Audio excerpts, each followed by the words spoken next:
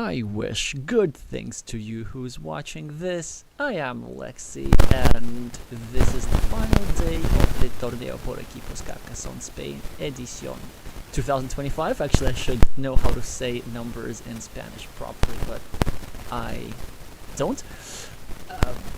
So, the stream was scheduled 70 minutes from now, and yet I am starting it much earlier. There is a reason for this. The actual final, everything that is in the thumbnail and the reason that you're here, is actually starting in an hour, or in 70 minutes rather, but we have some bonus content for you right before that.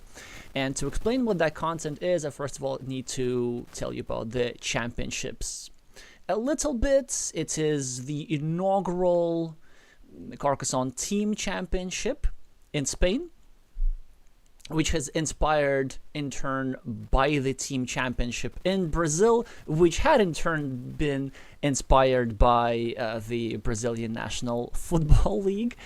And I'm going to tell you about the structure of this tournament a little bit later, but the main thing that you have to know is that there are 8 teams. There was already a group stage, and the semifinals and the quarterfinals. The finals are later today, but in addition to the finals, there's also going to be a match determining the 3rd place, and also, interestingly, taking inspiration from basketball tournaments, I presume, there's also this little consolation playoffs, as you can see here from the grid, where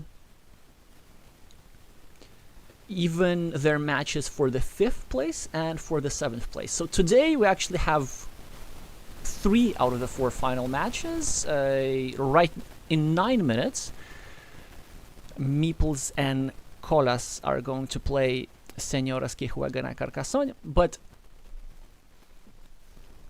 the 5th place match had already happened before, a few days ago, and then an hour later we're going to have the 3rd place match and the grand final at the same time. So I'm going to introduce you the teams and players and the structure of the tournament a little bit later, maybe if we have time during the 9 minutes. First of all, I wanted to talk about the 2 teams that we're going to see right now. So obviously the match for 7th place is a fundamentally different level than the match for 1st place, and in the top, wait, what am I doing? In the top 2 teams, the caliber of players and the reputation of players, of course, much different, but that's the point of the bonus content. It's a bit of a warm-up, much more relaxed atmosphere, and just if you enjoy watching tiles being put on the tables and meeples being placed on those tiles, then this is probably going to be an enjoyable hour for you. So, actually we have plenty of time to do a proper intro. So first of all, I want to actually show you all the teams that were here. And the rules are such that teams can contain 5 or 6 players. Spanish players, of course, with one exception. Each team, as is the case in many football tournaments and is the case in Brazilian Team Championship, for example, they also have the rule in Spain that you can allow yourself 1 foreigner. So let me just introduce you all the teams. Agusto, it is the team of one of the finalists, where Lichi Daquila is the Mexican foreigner, IQIUB, the highest layers player, Lady Pendy is the captain. Then En Mordorno Sale El Sol, this was actually the team where I was the foreigner, so I was playing together with Rafa and Amazonito and Oscaridis and all these players that you can see on the screen. Yeah, and we already finished the tournament in 5th place. So we are one of the 2 teams that are not playing today. Then La Gran Sorpresa will be completing for 3rd place, where Big Nacho from Argentina is the foreigner, very high rated player, peak rating over 750, I believe. Where Windrose is the captain. Los Descartes, this team finished in 6th place, where the foreigner is the Peruvian Horse, formerly known as Sparkle Horse. They chose to change their nickname for the sake of simplicity. And yeah, Carlston's the captain. And two more teams to introduce, Los Heteros. They're also competing for third place now, where the foreigner is the Brit Corelli. That's the second place finisher at the 2023 National UK Championships. Mad Can is the captain. As you can see, very, very strong roster, actually. So these four people, they're members of the Spanish national team, which is not the case with the majority of teams. And then NEXUM, one of the finalists, this team is absolutely overpowered. Their foreigner is Nallerheim, so doesn't need any extra introduction. One of the best players in the world from Finland. And a bunch of other high-rated Spanish players as well. Kingkelodeon, peak rating over 600. Temrak's the captain. And Teje, Valle, and Zocanero are all members of the national team. Valle is even the former captain of the national team. But even though you have such a wonderful roster, you actually can't line up all of them according to the rules. The matches happen 3-on-3. Oh, thank you. Let me just get rid of the static noise in a second.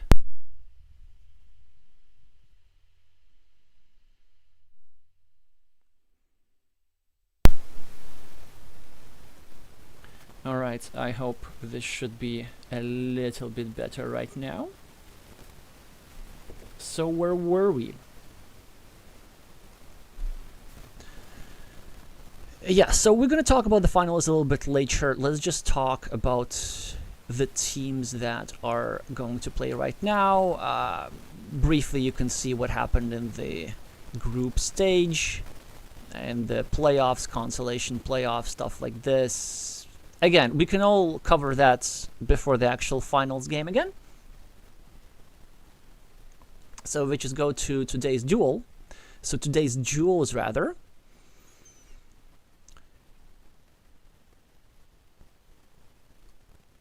Were Meeples and Cholas, which, by the way, wait, on Cholas. Actually, I'm not sure how to pronounce that. Sorry, I'm thinking, yeah, I'm thinking CH like in Portuguese rather than like in Spanish. But basically, it's like they win my favorite name for the team. They're called Meeples and Flip Flops. By the way, also like a bit of a digression with the team names. It wasn't really clear at first that we would need team names. This was actually all rather spontaneous. I thought this would be, you know, just teams with numbers, or maybe they would simply list all the players. And it was just a couple of days before the tournament that we all had to pick names, and I think not many players, teams have put thoughts into it. So, for example, the team Agusto, I'm pretty sure they're called that way simply because the tournament has started in August, and this was just the first name they could think of. But of course, somebody even being a bit more creative with the names, which is very nice to see. Oh yeah, and also this here word, which I guess you should pronounce as cholas, but please, if a native speaker of Spanish could correct me, that would be nice. I think this is not like a typical Spanish word. I think it only is spoken in Canary Islands like this, but please, again, correct me in the wrong. Okay, back to the players. So we have Miguel Pfeiffer, who is expert rated, well, not at the moment, but they had crossed the 500 rating threshold earlier. Quite an experienced player playing against Zaygina, who is a newer player on table 1. On tables 2 and 3, things are a bit tighter. So on table 2, there's actually one of the senoras who's going to be favorites against Descartes Hill with about a 100 rating point advantage. No prior history, however, so we're not going to know how everything's going to unfold. And table 3. Table 3 is the one which you're going to watch, where Mr. Destroyer or Master Destroyer, depending on how do you interpret this vowel, is almost has really an identical rating to Supermar. I would still rate Mr. Destroyer as the favorite in this duel, maybe not by a big margin, simply because of their experience playing in-person Carcassonne and the fact that they are a former national champion. Okay, let me see if we can do anything about the static noise, because this is weird. Normally it's not a problem.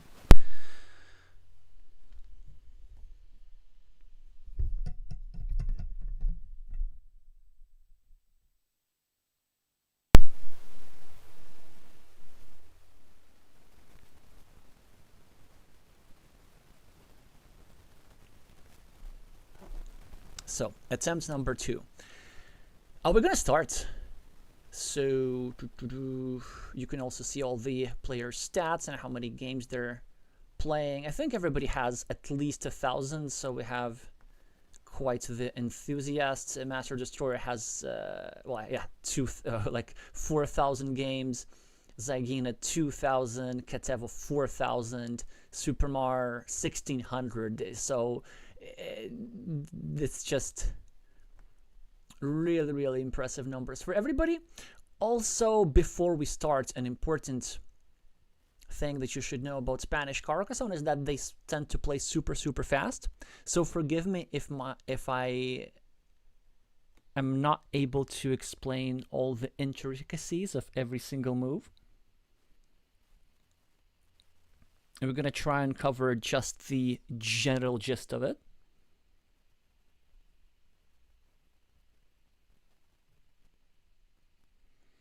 Alrighty, so they should have started a minute ago, so I'm going to just keep refreshing. Yeah, so all the scores you should see on the right in real time. I triple checked the settings. It should work at some point.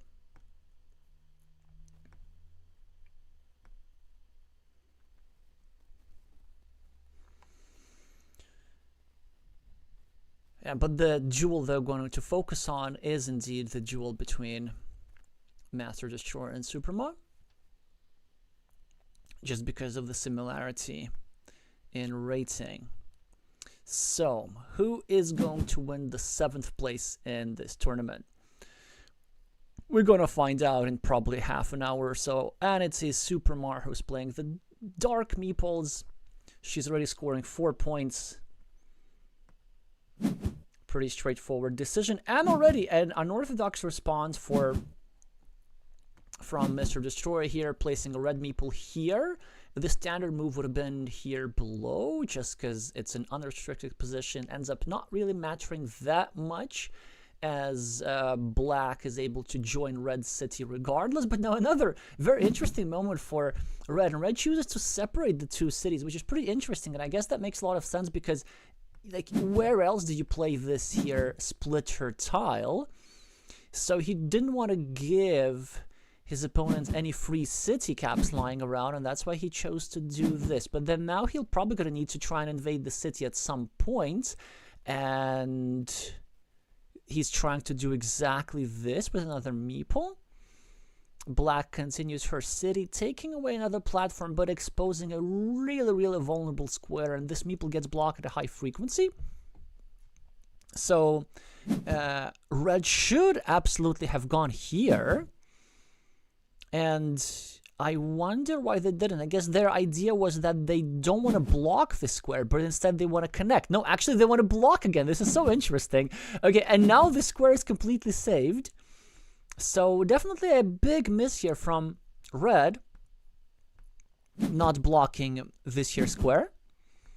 But still there might be chance to at least equalize this city somehow. Now he gets himself 8 points on the scoreboard by releasing the city, but this is an excellent move from black. Honestly, I'm really impressed. I thought that you would need to be rated at least 500 in order to know about these sort of cover-ups. So this move is, of course, counterintuitive to many players, newer players especially, because you're sort of restricting your own city. You're limiting the number of city caps that go into this square, but the most important thing, and look, she now gets her city cap, absolutely beautiful. the most important thing is that you deny your opponent the attacking platform, and this here move gives black a huge advantage. Now black is only 1 tile away that fits here. There's still 5 tiles available, and so it's a 97% chance that this city is going to be finished some point throughout the game. So, how does red deal with this? Well, first of all, red has a little bit of a scoreboard lead, so that's kind of nice. Red is now trying to build this here lip-shaped city, which is also very nice for them. Still plenty of tile to go there. And due to their temporary meeple advantage, they have decent chances of just dropping some insurance farmers. So certainly a farmer will need to go here for red at some point.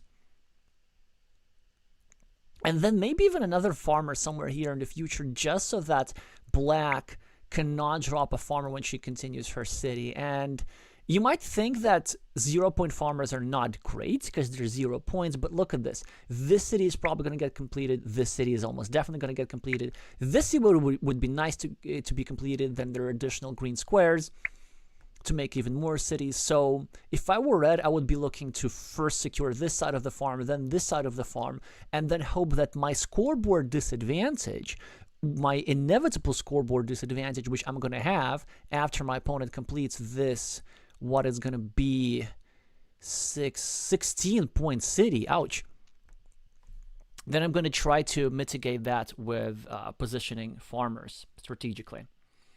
So players are experiencing a bit of a bug.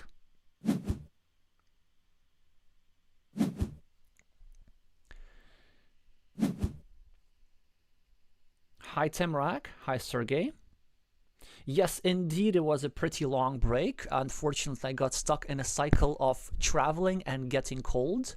So I went to Taiwan and Hong Kong and met Carcassonne players there, and then I came back and got a cold and lost my voice, so I couldn't stream. Then I went to Latvia and Estonia to visit family. And then again, I got a cold when going back and couldn't stream. And then after that, I went to Romania to cover their national championship. That was last week, their in-person national championship. That was quite an exciting trip, and you can still see the finals, the stream archive of the finals. So that also took some time, but fortunately I did not catch a cold after, and my voice has finally recovered and can sound more or less palatable. So we see that the city has been completed, that Supermar has the scoreboard lead, but Fernando didn't really manage, Fernando, that's Master Destroyer, they didn't really manage to secure any farms. Well, now, here comes the first farmer. And also completed city. Hey, this game is actually pretty balanced now. I mean, of course, black still has an advantage on the scoreboard. Black just finished their long road and equalized red's monastery. Neither player is really in a particular rush with farms. Well, now we see a black meeple here. Would have been a bit more efficient to turn it that way so that you can build up your monastery while scoring for the city, but the gist is pretty much the same, that you just gotta take that 12-point farm, and we're going to see an exciting field fight in the second half of the game. And black here has a long-term advantage because of their scoreboard lead. Assuming that this field is going to be tied, then it doesn't matter how big the field is. It is the score difference on the scoreboard that is going to make the difference. I am using a bit too much tautology there, but whatevs. But red has a way of swindling the game by just simply winning the field outright, and I'm looking at red's meeple advantage. So this here city is rather precariously placed, and maybe if red blocks this here guy successfully, then red will be able to have the extra meeple, the extra mercen, to try and take over the field. But maybe even the field is not going to be enough, because look at how Superma is diverting the fight to a different quadrant of the board. The player is now really picking up the pace so that it's a bit harder to commentate. But yeah, but now suddenly there's this big feature to attack. Red is trying to join here to equalize the second meeple of black. Black is, of course, trying to create a blocking platform, and red can't really do much about it. Instead, red just chooses to build up the monastery. Okay, so the first connection is complete. Now a 2 versus 1 majority in this city. Will red be able to reconnect? Or will red do something crazy and go over here and try to get a third meeple, which, of course, would be a horrible move, but it would be certainly most fun to watch.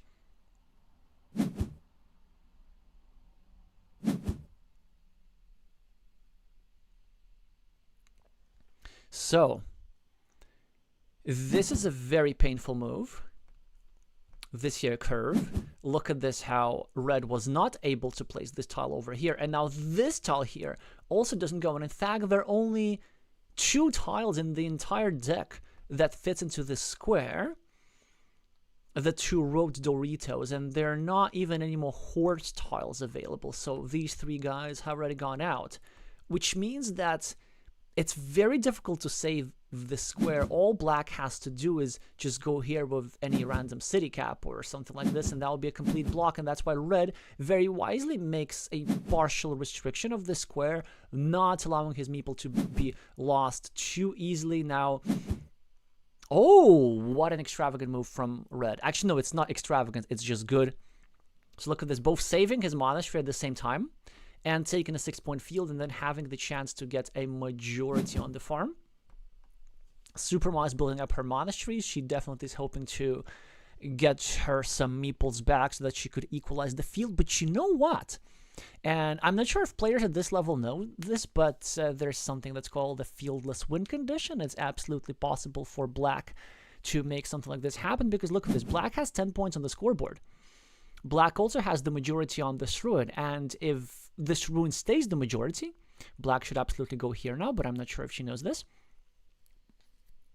Trying to... I'll explain the purpose of that move a little bit later, but if we just think long-term strategies, right, she has 8 points ahead on the scoreboard. Then she has this little bit here, so that's like 13-ish. Then around 10 points here, so that's 23. If the field is worth 18, she's still going to squeak out a win with a couple of points, even if she doesn't invade the farm. And maybe this is... one of her ideas. Now Master Destroyer just finishes his monastery whilst also accidentally helping Superma's monastery in the process. She's definitely going to be happy to get some meeples back. Fernando is looking to score some quick points. Or no, he's looking to block. Yeah, and this is the reason why I wanted to place a straight line here as black, because this would disallow such a move like this. And the beautiful sequence here by Master Destroyer, even though it was quite costly in terms of moves and tiles, that now there's nothing that fits over here, which means that this here square is completely unobstructed. And so there's still 2 tiles that fit here. That's a very nice, comfortable 75% chance. But Superma now finished her monastery and gets herself the meeple majority, and she still has the scoreboard lead. And she's now trying to drop a second farmer to equalize. Master Destroyer dropping a third farmer to take away the lead. This is a very high prob fields connection platform. So either red will be able to connect here, or at least red will be able to block here, not allowing black a connection in the first place. But black is now trying to enter the field through other ways. This board is pretty wet, but the fields connection platforms are sort of drying out. 1, 2, 3, 4, 5, 6, 7, 8. There's 1 curve remaining, so maybe it's worth going here so that black can connect to the field like this as well, in case this square is getting blocked. And she finds it. Honestly, I'm really impressed here by the player with the black meeples, even though it's the first time I see her play.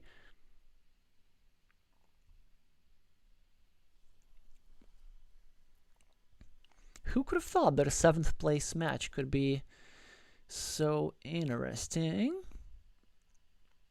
So, what is red gonna do? I mean, red needs to drop some more farmers, right? But where exactly? And another problem for red is that actually red needs to get this last curve. Like, red absolutely has to draw this last curve, or they're not going to get this here farmer, and they have to. They would also love to have the monastery meeple back. Let me do some double checking. 1, 2, 3, 4, 5, 6, 7, 8. Yes, indeed, one curve still remaining, and red needs to draw this really, really soon. I think their path to victory is trying to get maybe something like a straight line. 1, 2, 3, 4, 5, 6. Yeah, there's still a couple of those, and then go here, and then limit this square towards a regular curve, and then just bet the entire game on the curve, so that red gets the connection, and black fails both of these here connection. Of course, a low prob event, but they have to hope for something like this.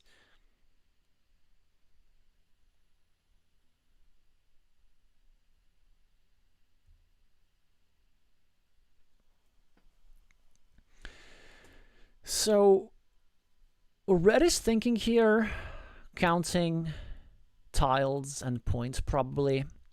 Although points are really not that hard to count because there are a lot of shared features. 15 points on the scoreboard. This monastery is like mildly better than this here blocked city. So around 10 points is the lead. Yeah, he just simply discards the tile. I think also maybe preventing some sort of field connection, but really not all that much that he could have done there. Alrighty. So crossroads, that's a pretty good tile for red. They get to score a little bit. They also drop a city cap in their field. Although at this point, I'm not sure if there are even city caps remaining to score. And Superma is going to get herself the curve and probably connect to the field. And then with that, I think red doesn't really have any realistic chance anymore.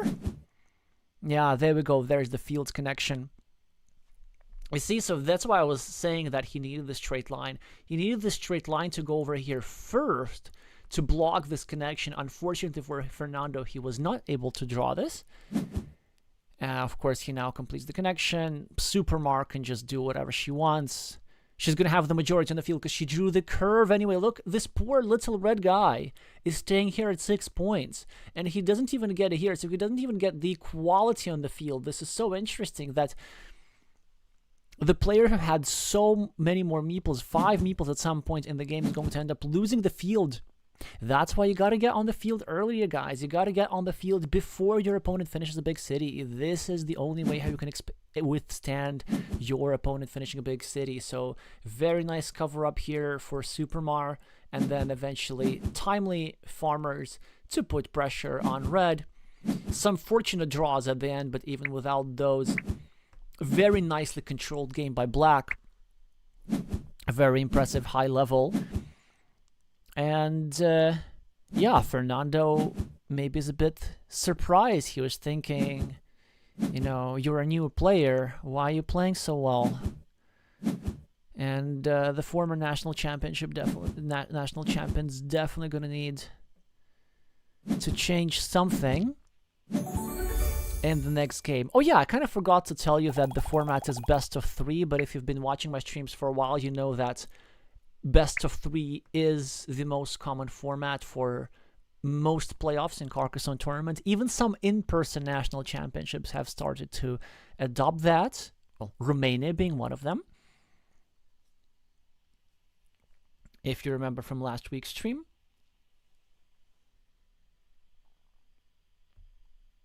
Alrighty, so maybe a couple minutes break max. So, how we're doing for other players, I'm going to check the scores real quick. Well,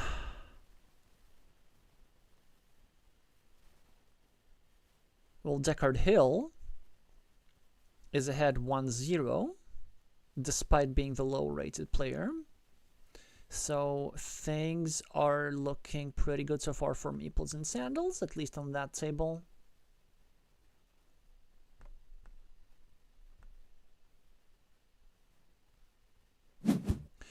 So, well, that was fast. We took a very quick distraction, and these players have already played 5 moves. We can try and deconstruct them quickly. It appears that red was the starting player and started the game with Monastery, so this goes red. black, something like red, black, red, black, red. Yeah, it's a great position for red, actually, despite the fact that black is probably going to finish the first city of the game. All she needs to do is just not go here, not expose the city to attack, but she knows this, but it's a weak move, rather. I was just saying how well she was playing the last game. It's a discarded tile. You don't want to do that in the opening. You want to meeple it somewhere. Now, the best move is very difficult here. The best move of this tile is to actually go here and do a bit of a weird variation of a Ukrainian technique through a corner and even meeple the city. But players don't really know this until like ratings of 700 or something like this. Yeah, but maybe just a simple move from her, just turning it the other way, starting a new city would have been okay. I know many players have reservations about starting new city with these triangle tiles, but in the opening, triangles are really good, like really deceptively good. They control some space very nicely. They're harder to attack to than city caps. And she does start a new city eventually, when it becomes a bit safer to do so. Actually, this is a real nice threat. It has only one connection platform. It's not the best connection platform after all. She probably wants to do something like this in the future. And unfortunately for black, though, red was the one to finish the first city here for 8 points. And then red somehow even managed to equalize this here city on the right. Nothing really much that black would have done here, but excellent point of compensation. Now she has to take this 6-point road. Going through red's monastery will be an amazing sequence. She's gonna get a curve, get her road meeple back. There's gonna be 6 points for just 2 turns, and this is a big miss. You cannot miss a 6-point road in the opening. Well, maybe now she's gonna be noticing, but I think that maybe it's just a blind spot. Like, I think when you see this hole, you just don't register that this is actually a road which is still up for grabs. Instead, she tries to block red's monasteries, but even the red's monasteries are gonna get blocked. He's gonna score so much. Fernando's gonna score so much, and now it looks like they're even not gonna get blocked. So red is trying to build her city at the top, which makes a lot of sense, but now she's gonna have her city attacked. Yeah, very difficult game here for black. Now, a decent block, a very good block. There's only 2 tiles that fit into this square, and look, very timely, as red was going to get his meeples back. But the problem is that even if red loses 3 meeples, which is still unlikely, the scoreboard lead of 8 points plus the 24 points on the board for monasteries are going to be, in most scenarios, too hard to overcome. But if she is going to overcome that, then this is the tile to start. 6-point monastery in the perfect spot. Then she's going to build up over here with the curve. Yeah, curve goes here. Oh, no. Curve goes here first. We need to actually try and gamble for 50-50. Well, that's interesting, actually. Okay, this makes a lot of sense. You see, so this is why these monasteries are so good in positions like this, like 2 squares away from your opponent's feature. So she goes here for 6 points, and then at the same time she uses this tile to both improve the quality of her monastery, to get 1 extra point and to set up another monastery, but also she gets to set up this blocking platform against this here square. So try to memorize this pattern with like 2 squares between your monastery and your opponent's feature if you want to improve your efficiency. So, and looks like something interesting is about to happen, as Fernando is not able to defend. So he'll probably going to just need to start a new city somewhere, although there aren't really good any spots for it. Yeah, that makes some sense, actually. He just drops the city cap, and great move here from Supermono. These 2 monasteries are completely dead, and maybe she has a bit of a chance. The truth is not much because, you know, scoreboard, but oh, there we go. This is exactly the type of tile that you need for a comeback. A splitter out of the deck for an absolutely outrageous city attack. Only 2 tiles away. A city cap and a Dorito tile from being able to snatch a 24-point city, and that's why Red wastes no time in trying to do at least something about it. Now, Red, of course, is not able to join over here, but at the very least, Red was somehow able to restrict this here square. But Superma is going to all but secure the city, getting the same tile as Red did on his last turn, and this third meeple, of course, this is correct technique. You do want to meeple the city cap just so that you don't allow your opponents to do something like this. So there are really not many attacking squares, and I think from Destroyer's point of view, what you gotta do is you gotta start doing some weird stuff like this. So instead of fighting for the city, I guess you need to start blocking it somehow. Hoping that there are not many triple cities remaining, and in fact there are not many triple cities remaining, there are only 3 of those. So if you go here for this square, you start hoping that your opponent just runs out of tiles that fit there, and maybe even trying to engineer some future attacks against the square. How do you do this exactly? I'm not sure. You could turn this with the city side up. You could turn this with the field side up, or you could do it or you could do this. And the idea here is that this here square now becomes a bit vulnerable, and there are 2 options. Either we try and block it. Of course, we're not going to place this tile over here as Red. This tile would have been wonderful for Black. Yeah, so basically, Red's point is either we try and block the square and cut our losses, hope that our opponent wins an incompletable city for about 16 points. And we can probably outrun that from Red's perspective, given our 3 monasteries. Especially since one of these monasteries is protected and technically still completable. But then there's also another option. Let's say if Black gets immediately a cow tile or a horse tile that goes over here, then we can get something like a starting tile, go over here and equalize this city, or at the very least prevent it from being completed. Yeah, so I like this move. I'm not sure if it is the best move necessarily. I genuinely don't know the answer to this. And now, of course, Red is trying to put additional pressure. Yeah, I now like it even more. I now like it even more, actually. Now, the idea, of course, does not work out, as immediately a defense tile has been drawn. But at the very least, what Red managed to do is reduce the number of tiles that fit into this square from 3 to just 2. Now, the 1 horse is no longer suitable for there, only the 1 cow.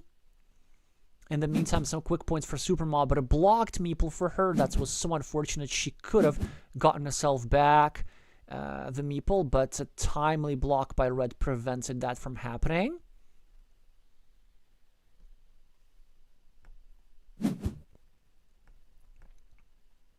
Ouchie, ouchie, ouchie. Yeah, that's gonna be quite painful. Now the city is completely blocked. Well, neither of these 2 squares are technically blocked. But it is something that's known as a Sophie's Choice block, because there's only 1 tile remaining, and you need it for this square and for this square. And which square are you gonna save? The answer is it doesn't matter. That city's still not getting finished. But Black managed to catch up on quick points, so that's something. These cities, especially if she does get the last remaining cow tile, which also happens to be shielded. If she goes here, then these cities almost match the 2 monasteries. And with 20 tiles remaining, she absolutely is still in this game. So here's the plan for Black. Well, first of all, we draw this. Second, we try and maybe delay the farmer a little bit more. But whatevs. So we try and delay the farmer. And we try to get this here meeple back and enjoy meeple advantage, and maybe even try and drop some more farmers. Now, an interesting decision here for Superma, and she chooses to save her city, which actually makes a lot of sense. So it's a really tricky decision, right? So she scores 0 points, where she could have scored 3, but she has a 50-50 chance now of drawing this here tile, scoring 2 additional points for her road, 4 points for the city, and then getting a meeple back. And so she figures that if she just gets this tile, then her winning chances are good. So she's already gambling here a little bit. I like that decision. I might have taken the 3 points instead, just hoping to outrun my opponent on quick points.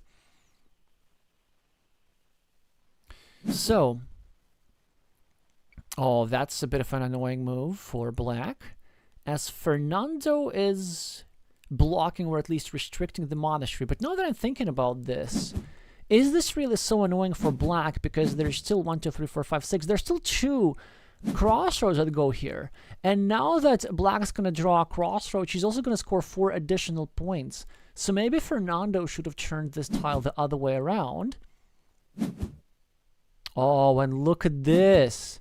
Red is now going for a massive 9-point field, which instantly became a 12-point field. And actually, it's a 15-point field. But black gets herself a meeple back, so her saving this tile paid off. But what a nice 6-point setup for Master Destroyer.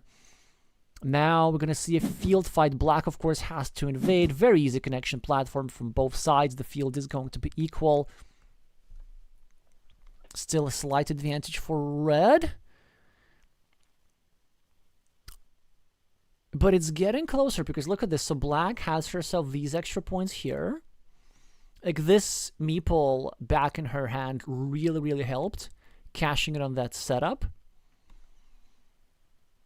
And if she gets the last crossroads, because the penultimate crossroad is in Fernando's hand, if she does get the last crossroads, she's going to get 4 points here, and this is going to be huge. But if the 1, 2, 3, 4, 5... Oh, so many curves remaining. 4 curves remaining. So this means that red is so likely to go here and score 3 points and also get his monastery meeple back. Oh, this is really, really good for red. Even though I think black might be already technically ahead on points, it's just the threats of red are really, really annoying to deal with. Yeah, and that's why from black's perspective, maybe I would have delayed this meeple a little bit because there's no urgency in the 6-point field. Because think about it, these 2 castles, like you can still go anytime you want and score 6 points for the same 2 castles from the other side. So if only she had a meeple extra in hand, she could now actually try and do something like this or like this and try to bully red with her meeple majority and gain control of this 15-point field, which could be game decisive. So Fernando's really thinking about this one. It's a wonderful tile that he got. First of all, it's one of the crossroads that he needed, that's his opponent needed.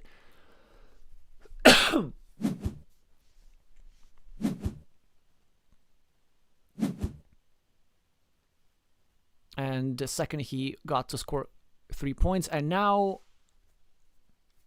black decides to drop another farmer, which I do like. The one issue that I have with that is that it is her last meeple, and so when/if she gets a crossroad, she's not going to be able to score the 4 additional points for that. But Fernando gets himself a meeple back. Supermar connects to the field. So now the field is at least tied, and probably she's going to even get this meeple as well. So will having this big fields compensate not having meeples? 1, 2, 3, 4, 5, 6, 7. There's still 1 straight line remaining. So if Fernando wants to go here, he can actually drop a farmer here for 3 points. Yeah, it's a strong move. Look at this. So if Fernando goes here, and this is probably something he's considering. First of all, he's already scoring 3 points for a farm. He has 2 tiles that allow him to enter into the field. That would be the last remaining crossroads and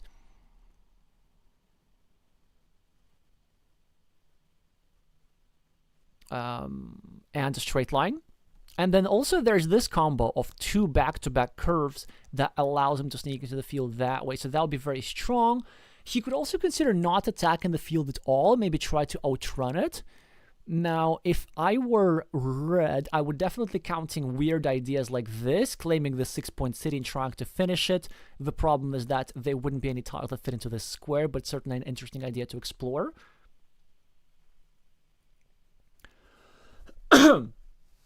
Crafty is saying, red doesn't need the field, just take the upper field. Yeah, this is also an option. Actually, this would be very strong as well. Like this, you drop a 6-point farmer, and then you're setting up a 4-point road for yourself and a city cap potentially to claim if there are city caps in the deck. And I would definitely check if there are city caps in the deck. This move is a bit weaker. It sort of just leaves a city cap lying around, and look at that, look at that, look at that. Now he would have scored himself some 4 extra points. Black gets some additional points by getting herself the crucial cow tile. Well, actually, before that tile, she was losing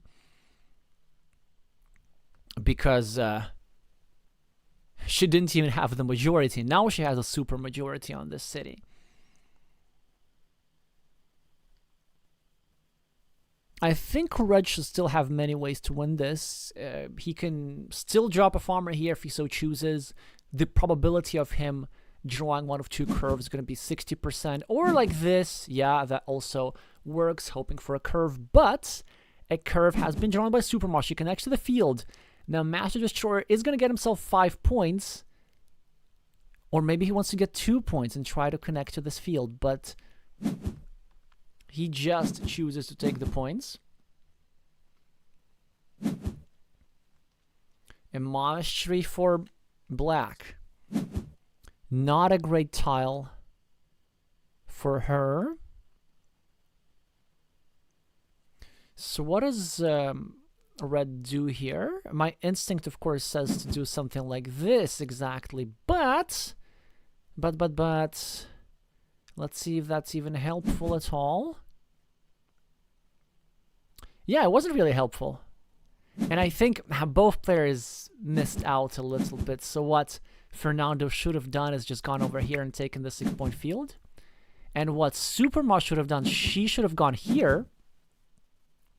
She should have gone here. And denied red the scoring opportunity. So there was a way how black could have netted herself 2 more points, but let's see if that mattered or not.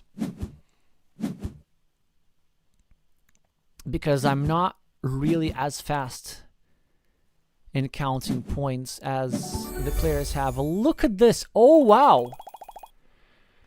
Oh, Supermar had a win. Supermar had a win because Master Destroyer wins by 1 point. Look at this, look at this, look at this. So with this here tile, you think that when you don't have meeples, you can't do anything. But this is not true. If black were to have gone over here, she would have blocked the city for red. And the best scoring move for red would have been just this 4-point city. So instead of winning 86-85, he would have lost 84-85. So both players exchanging blunders.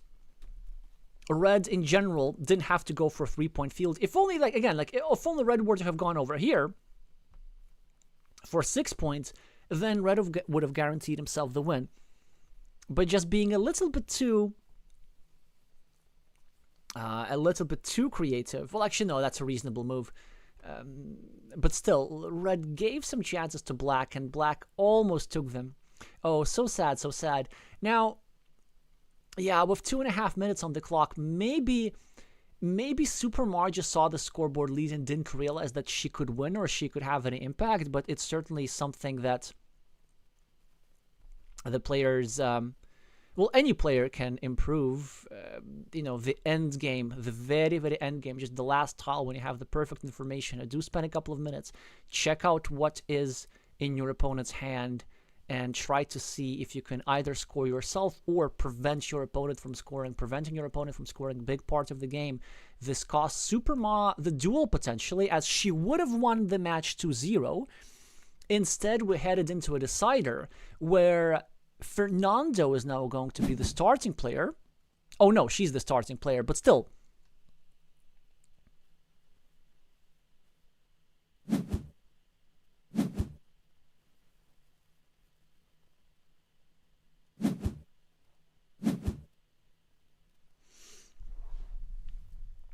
Okay. Craft Giraffe is correcting me, saying that they would still take the upper field with the city cap. I don't think so. The city cap does not fit in the upper field.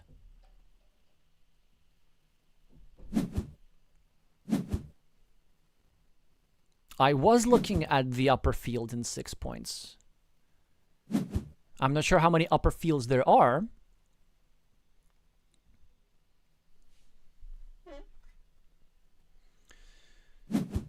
But yeah, we're gonna need more involvement of viewers in this one. Do tell me if I missed something. Again, I don't think I did. Oh, but look at this. You know what I missed is the action in this game. Because, like, I thought it started so slowly. And now, bam, we have the Splitter and the Monastery, two of the most powerful tiles in the game. So suddenly, black is in the lead. And in a massive lead with 15 points. But excellent compensation for red. With a 7-point Monastery basically unblockable. Okay, I'm gonna really need to get some hot liquid for my voice, otherwise I will be coughing just non-stop. So I'm gonna leave you to watch this game in silence for about a couple of minutes, and I'll be back with some much needed liquid.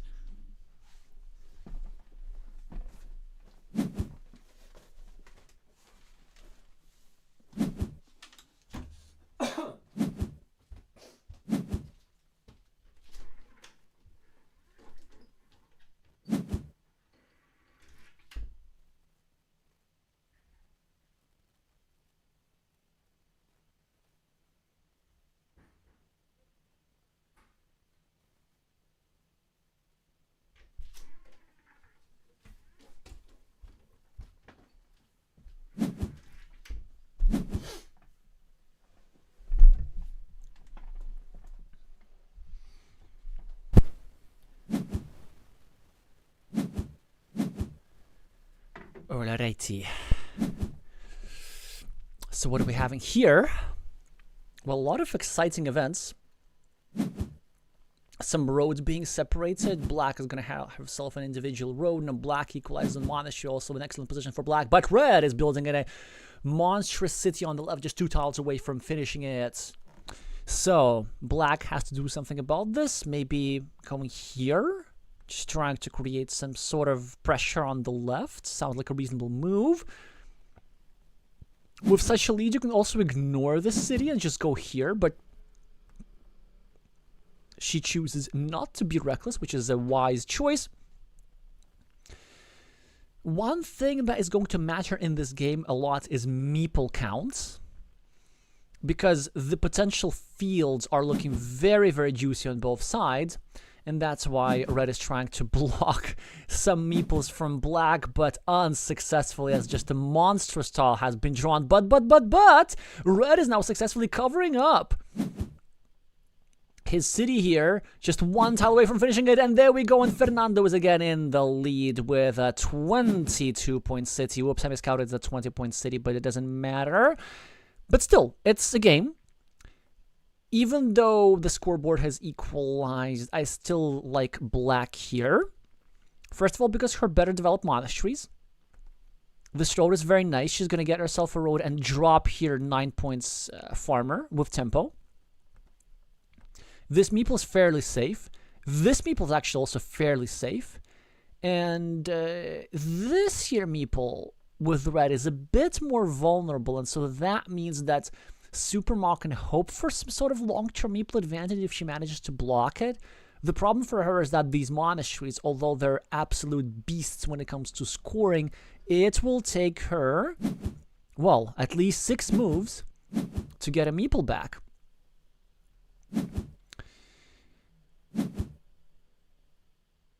Oh, interesting move here from Fernando, actually severely restricting this city. Now also exchanging some quick points. Yeah, black just really wants to get her some meeples back soon. Now both of these monasteries have been developed to 6 points. She probably wants to do something like, yeah, sure, that works.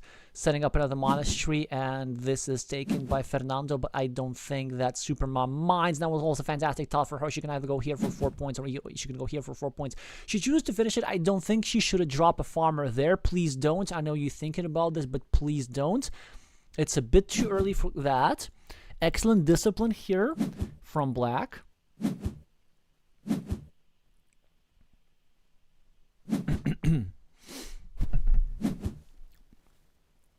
And there we go. Supermom finishes the monastery, and now she should drop a farmer here, really. Yeah, there we go. There we go. Again, a bit more precise if she's going to turn this to the left so that she can actually develop her farm like this. And Fernando's trying to connect to the field, although maybe just going here straight up would have been a bit better. Trying to connect through this straight line, and we're now in a proper field fight. And Supermom gets herself an excellent tile that's going to help her get some 8 points. Oh, wait. What is that about? Because this square... How did that work? Are you seeing what I'm seeing? So, this monastery was not completed. How did it get here? Okay, I think I need to try and refresh the page, and it must be something with the way Board Game Arena is showing. This is just ridiculous, but it also explains all these moves. Yeah, because look at this.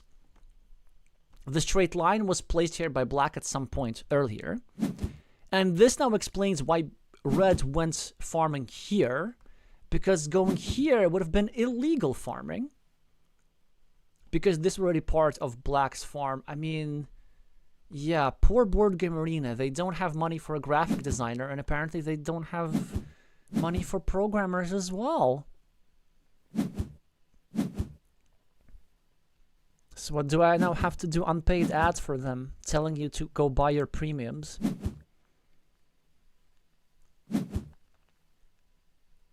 Anyway, Supermom still is very good position as she drops a farmer on the left and she tries to reclaim leadership on this here field, and she finishes herself yet another city. Well, we're gonna have to look up point stats, city point stats after this game. Another 4-pointer from Master Destroyer and creates a 12-point field, and Supermom has to take it now, Why are there so many unclaimed fields? No, she gets herself another one, but she should have taken the other one. Well, Red is going to get that 12-point field right on the right. How are there so many fields? This is such a wet board. But 16 points ahead. Still for Senoras.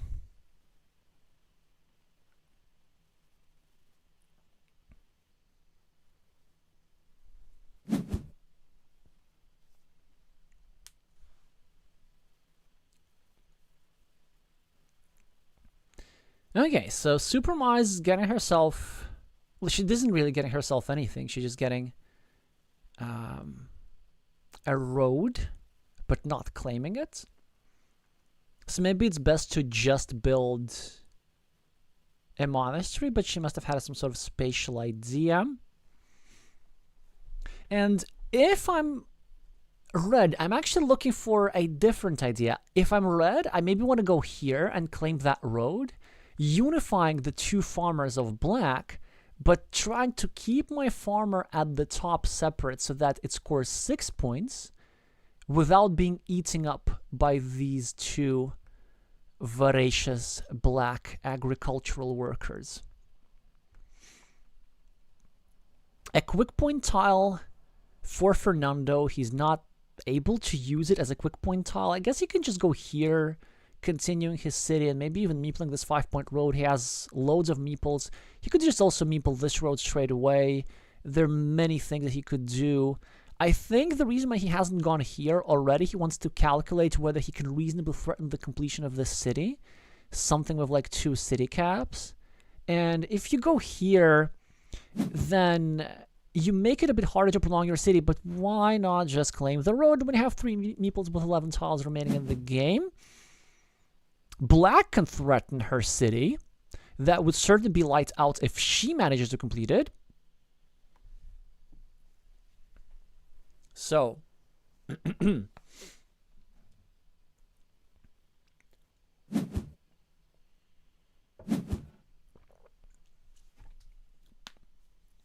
Red gets himself a monastery, which makes a lot of sense. It also controls the city, restricting it somewhat. We're out of vanilla city caps. I'm not sure if we're out of city caps entirely. I cannot count as quickly as the players can. Superma, if only the curve were orientated the other way, she could have finished herself a 12-point city, but no dice. And she gets herself a very long road. Oh man, you have to meeple an 8-point road. Doesn't matter if it's your last meeple. Now Fernando has to meeple it. Both players leaving a lot of value lying around with very few tiles remaining to play. And also now that Black has made this connection, now Red has no intention of doing anything with this meeple. Yes, of course, he's now going to take this 9-point road. It's so long, but the other dagger goes to Superma. She's going to get herself the 12 points and her meeple back. This should be a win for Senoras. I'm not sure how they're doing on other tables. What does poor Fernando do here? Maybe just get a point and try to hold on. I don't even know. He's just too far behind on the scoreboard. And even though the board looks very wet, they're not like super big features that you can attack because all the farms are separated. So this is 15 points here, 12 points here, 12 points here. I guess if you want to score 6 points immediately, you go over here, unifying Black's 6-point farm with Black's 12-point farm, essentially making this here meeple useless. Probably you have to do this if you're Red here.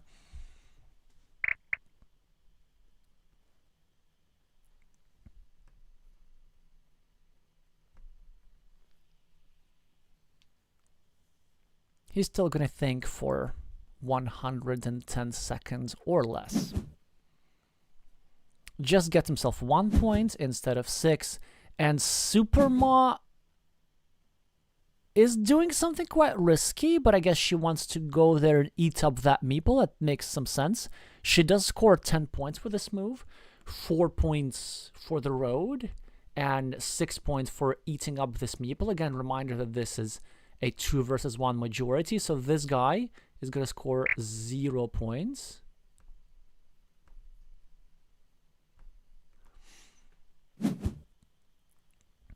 Oh, look at that. And a long road is terminated for 11 points by Fernando. And what is Superma going to do? She gets herself 4 points for road and a 5-pointer for yeah, like this. Okay, sure. So, unfortunately, losing out a bit of a value here. This move, of course, makes sense. That an 8-point move. I was talking earlier about eating up this farmer, but if only he would have done this first, then he could have used this crossroads to score 6 points for this road.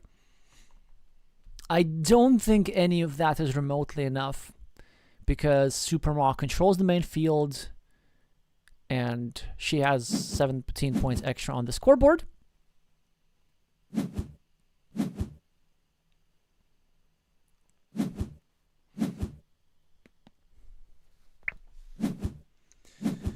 GG is saying Superma and GG we're saying indeed. Definitely quite defeating a former national champion.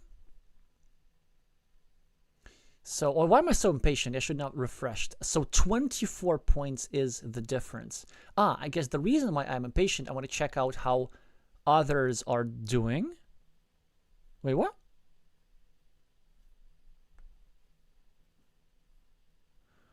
So, on table 1, look at this. Yeah, so the match is over.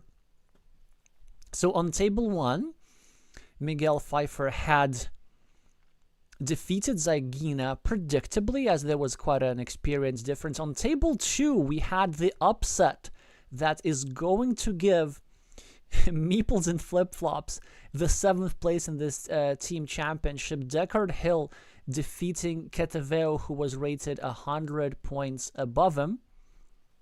And Superma valiantly managing to destroy the Master Destroyer. Unfortunately for Señoras que Juegan, this will not be sufficient. So congratulations for Meeples and Flip Flops for avoiding the last place and getting 7th. And this concludes the bonus content part of the stream.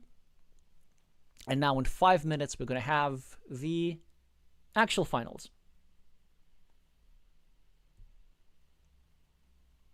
So let's go to a preview where we here again. Now the two teams, Agusto and NEXUM. Let me just talk about the players a little bit more. So Agusto, Lady Pendy is the captain. Rated over 500, also expert player, same as IQIUB. IQIUB also used to be a member of the Spanish national team at some points, so they're going to have quite a lot of experience. Now, Lichi the Killer, that's Lichi Ocampo of Mexico. That's the one foreigner allowed on the team, so this is their key lineup. But actually, he's not playing today, interestingly. These three players, they are lined up against Team NEXUM, which is honestly overpowered. I think having this sort of a roster should be illegal, you know, starting with the foreigner Nallerheim of Finland, one of the best players in the world. But the Spaniards are also very good too, like Captain Temrak, I think was rated over 700 at some point, if I don't remember. Kingkelodeon was rated over 600. Teche, Vaje, Tsokanero, all members of a national team with lots of experience. I don't remember how many of them are masters. Actually, we can check this out. Ooh. Yeah, because we can go here. And we can go to... Wait, what's that? Hey! Well, isn't that interesting? Everything is getting broken today. Anyway, so they have just all these incredibly strong players. I guess the one thing which is pretty good for Team Agusto is that you can't line up everybody. You can't line up all your roster, right? And so it's just going to be three players. Lady Pendy against Kingkelodeon. Again, Kingkelodeon has the rating advantage, but if you look at the match history, it's actually Lady Pendy who has won the one encounter that they had at some point. On table 2, again, same story. Even though Temrak is much higher rated than IQIUB, it's actually IQIUB who holds a substantial lead in their personal encounters. The one thing that we don't know is when exactly these games were played. Maybe this was before Temrak got good. And on table 3, Nallerheim, of course, is going to be a massive favorite against Duels 26. But, you know, Nallerheim has lost duels before against lower-rated players, and I feel that anybody who is an expert has an absolute chance. So, rating-wise, and even from the start of the tournament, NEXUM should be the favorite to clinch the title. But, all these caveats, previous history, and all those kind of things. So, now I need to make a split-second decision whom we are going to watch. I think IQIUB Temrak's the most interesting one. I've already given so much attention to Nallerheim in my streams that maybe we can watch players whom we haven't watched that much, and that would be Temrak and IQIUB. And I'm also thinking that Spaniards are generally very fast, but Nallerheim tends to take his time in games, so maybe after Temrak has finished, actually Nallerheim might still be playing, especially if he loses a game or two. Alrighty. We even have 2 minutes to preview the bronze medal match, which is happening at the same time. Of course, we're going to be following the final instead. But here, it looks like it's going to be quite a big advantage for Los Monteros, Corelli, the foreigner, should be a big favorite against Rolente. Not just because of rating, but I've seen Corelli play. They're in pretty good shape right now. They've even recently crossed their master threshold just 2 weeks ago. Estroncio, this is... well, at least he was, but I think probably still is the strongest player in Spain. And certainly the one with the most colorful style, who will begin a heavy favorite against Butron. And now on table 1, Martisango is the rating favorite, a slight rating favorite against Megkrag, but then their previous match history may suggest otherwise. So yeah, you can just see how the score evolves on the sidelines. All I'm going to just do is go to IQIUB's profile page, then close all of these games from the previous encounters and start refreshing the page, waiting for when the players show up. Look at IQIUB, purely Carcassonne specialists, no other board games. 15,000 games of experience.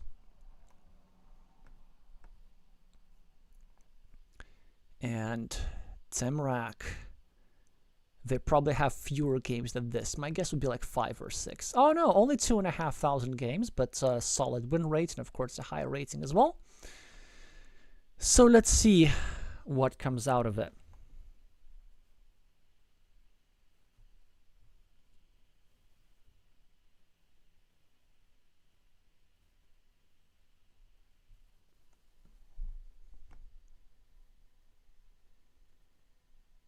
Well, Temrak is offline, which is not great news. IQIUB is online.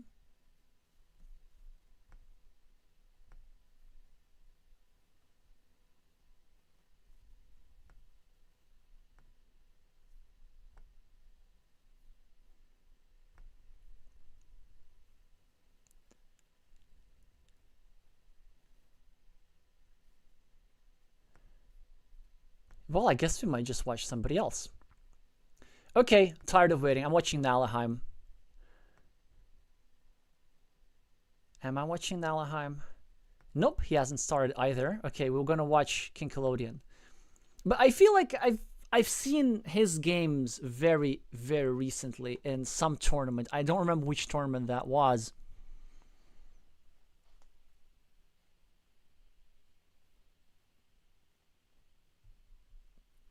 Hi Glovier. Craftraf is saying, maybe quickly check previous game's 6-point top field, referring to a 6-point field which I allegedly missed.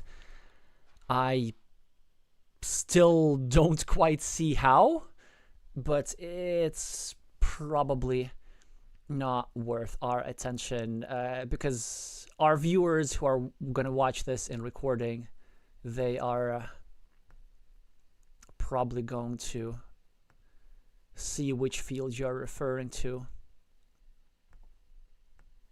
I'm certainly not immune to hallucinations. Alrighty, so we're starting with our original table, starting 2 minutes late, which is very, very on time for Spanish players.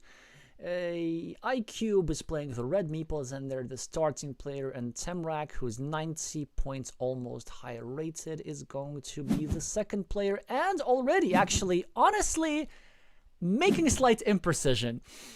It's not a great move to start a new city like this. And I'm going to be a bit more critical about him just because he's a master. Because you give back this monastery point, you're also starting 2 cities on 1 field where, whilst you have a meeple on the city, long term you have an ever so slightly lower probability of ending up owning that field. So it is actually better from Black's perspective to have started city that way. And honestly, oh, look more. Okay, check this out. If not for this here city, this road would have not been up for grabs for IQIUB. And then he would not have been able to make this move, and he would not have been able to block that city, or at least to partially block this. Oh man, if this meeple gets blocked, it's going to be that Black actually lost the game on the very, very first move. Like, I'm not sure if they're lost, but they definitely have now a much worse position than they would have had they simply started a city in a different place. It just shows you like that the ripple effects from opening moves are beyond most people's estimations. Hi, Lydio. Well, first mistake by IQIUB, missing a monastery. It says really rather painful. And Temrak gets bailed out of a very, very vulnerable city. IQIUB still ahead on the scoreboard after finishing this road. So kind of a neutral position.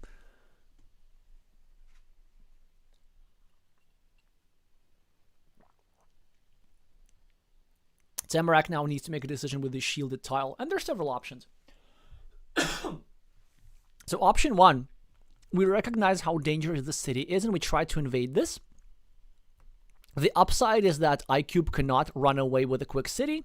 The downside is that, you know, we're spending a shielded tile, and we really want to be spending shielded tiles on ourselves in the opening. So this move is what Black opts for, and this makes actually a lot of sense. It doesn't really improve the quality of the city that much, but after this here move, it will certainly provide some nice compensation in case this red city is finished.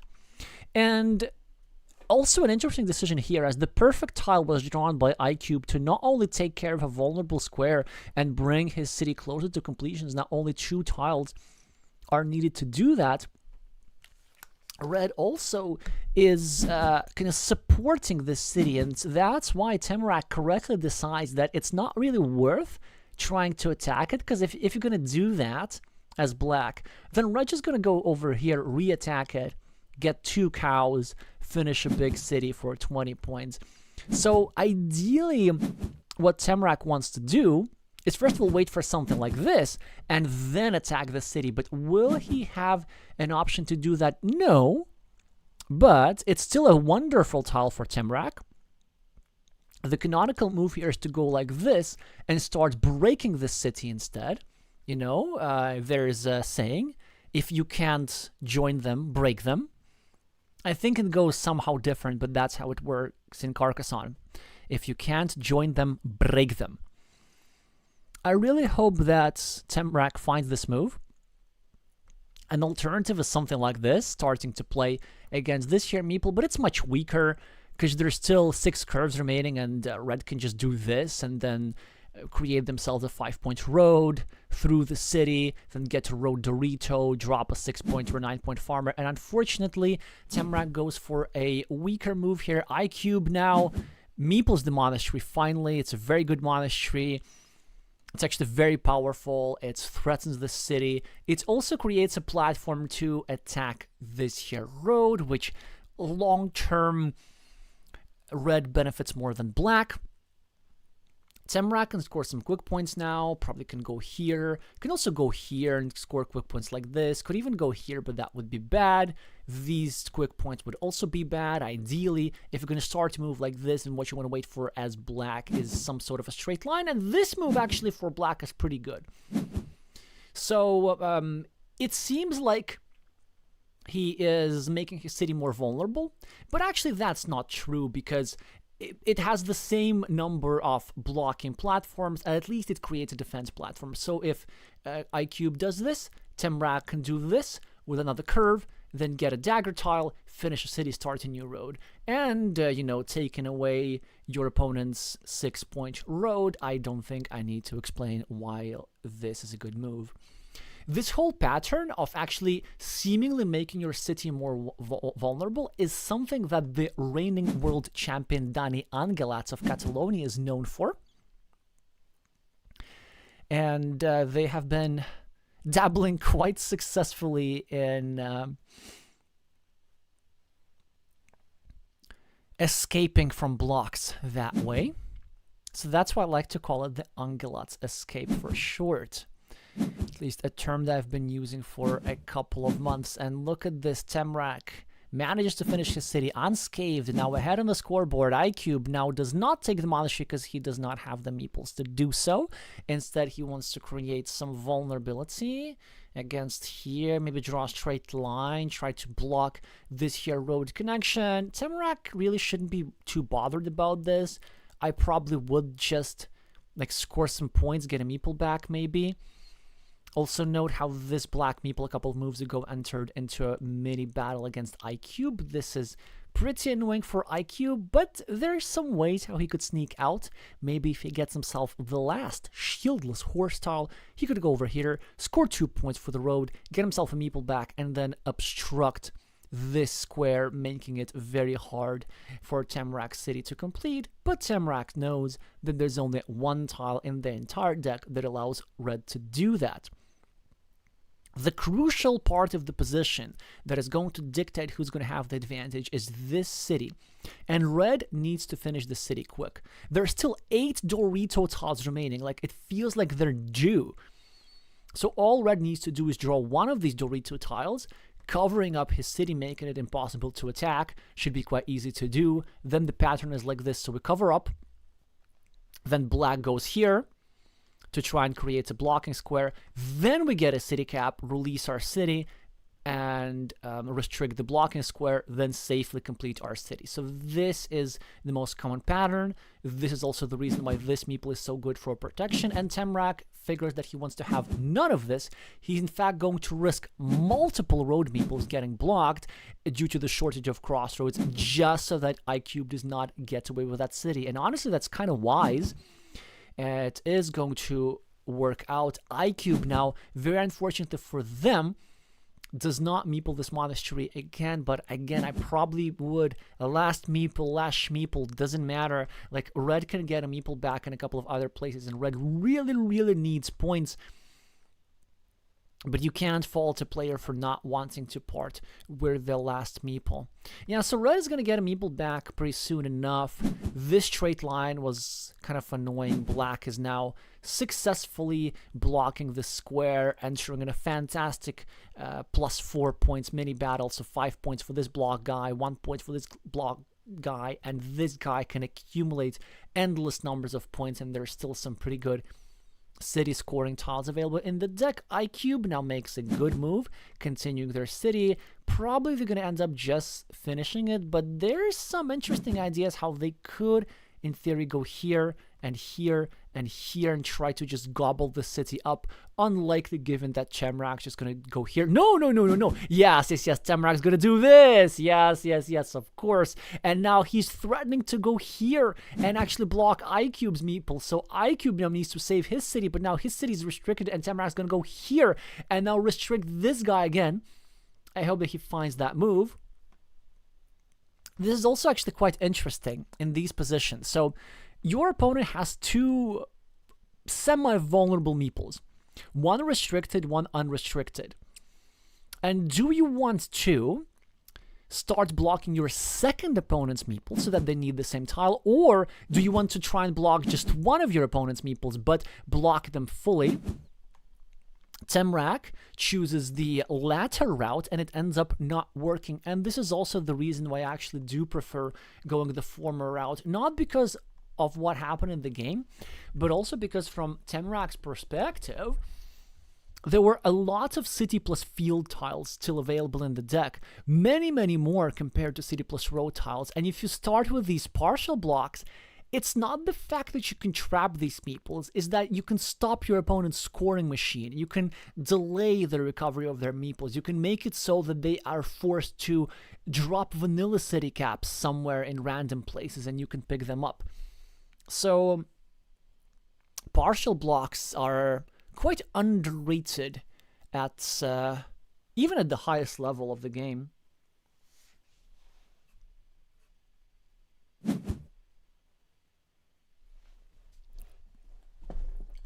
Alrighty, so IQIUB is thinking where to do this. And case in point, look at this. Yeah, so this is a perfect tile for them. It's a 4-point tile. They get to finish the city and start a new one in the safer position. And imagine if road were here. Now, this would have made moves for red much more difficult. I guess red could have gone here and started a new city like this.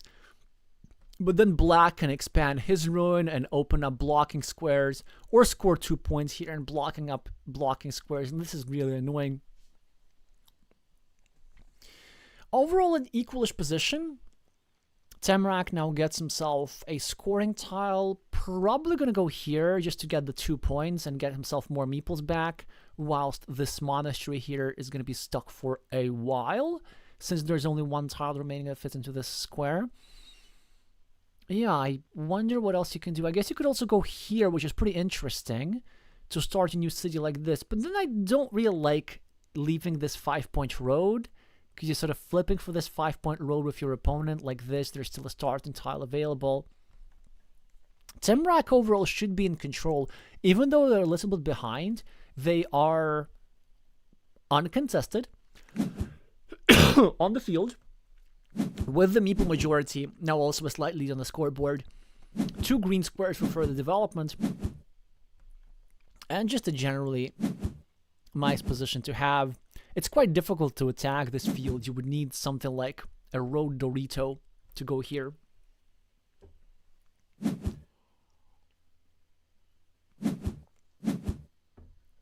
IQIUB quite modestly scoring 2 points with the monasteries. Temrak probably going to continue his cities. The blocked city, I mean. If you want to be crazy, there's an interesting thing that you can do. You can bet your game on one tile. You can go here, meeple the 3-point farm, and then hope to get the last dagger that goes into the square to finish the shared city, get a 4-point road, and get yourself like 9-point farm over here. Ooh, look at this. IQIUB gets himself the last left-handed dagger tile, which allows him to release his monastery and get the scoreboard lead. Temrak has himself the scoreboard lead almost back, and most importantly, his field gets to expand. He even drops a second farmer, because it's very important. He needs to support his main guy. And actually, now that this farmer has dropped, you don't really need to connect your fields, because I just told you don't need to connect your field. Like, why would you? Like, the field was never under threat. The field was never really under threat. Oh, yeah, look at this. This is a beautiful 6-point farmer. Temrak with a 5-point road, which is almost as good. And IQIUB is going to fight for the field now. Ah, maybe that's why. But you see, if this tile weren't here, then the opportunity to fight for the field would not have been here either. So IQIUB now not equalizes, but puts himself down to -1 meeple. The only question that I have to IQIUB is like where actually you're dropping your second meeple. Because there are no real invasion platforms. Again, you need something like a road Dorito to go here and drop a farmer like this. The problem is that there are no road Doritos remaining in the game. And then actually, even if you equalize the field, Temrak has other threats. Like, he can still get the right-hand dagger and go here and finish the city in his field and even get the road. And he still has the ruin. Like, there's some ways how Temrak can outrun IQIUB even if IQIUB manages to equalize the field, but credit goes to Red for going over here and creating an attacking platform. The thing with these attacking platforms is that very often your opponent can just defend, just cover up these platforms. But this is an awkward tile, because you can't really go here. Like, if you just go here, your opponent does this, drops a farmer, connects through a straight line, right? And there's still 1, 2, 3, 4, 5, 6, 2 straight lines. So that's a pretty good chance, right? Oh, 7. Okay, 1, 2, 3, 4, 5, 6, 7. Yeah, 1 straight line. And even a 50-50 chance is good enough for IQIUB at some point. So I wonder, from Temrak's perspective, is it crazy to go here and drop a 3rd insurance farmer? If the field were bigger, I would have played that move without hesitation, but since the field is only 15 points, and I'm saying only, I wonder if by spending a meeple for the insurance farmer, would this open up the opportunity for IQIUB to just outrun us without the field? I'm pretty sure that this is what Temrak is thinking about. No, instead they do something different. Also, very interesting thing. They develop their field with the intention, of course, of opening up another field connection platform in the future. They're going to get a city cap, drop a farmer right here, right now, and then try to sneak in to the farm like this. Or will they? They could just also go here. You see, they got the city cap that they wanted, but instead, of course, they need to use it here. Now, IQIUB drops the farmer at the top, hopes to get the straight line to connect, and ay. Now, red is now trying to block access for black, and black, I guess, now needs to go here, but 1, 2, 3, 4, 5, 6, 7, 8, there's only one curve remaining. So if IQIUB gets both the straight line and the curve, then actually IQIUB might come quite close to winning. They just need to score a couple more points as well.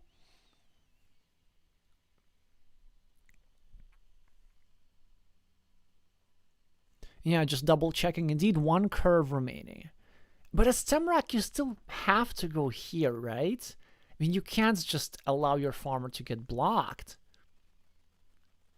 And also, you can't go here either. Because if you go here, then your opponent's gonna... I don't know what they're gonna get. Is there a starting tile, maybe? No, there are no starting tiles. Well, basically, if you're gonna go here, then there's some scenarios how IQIUB can get a straight line and then even get himself another farmer. Yeah, a lot to think about for Temrak. I do think that the simplest move is best. And he does end up doing exactly this. I think he was just thinking about the orientation of the tile. Yeah, that makes a lot of sense.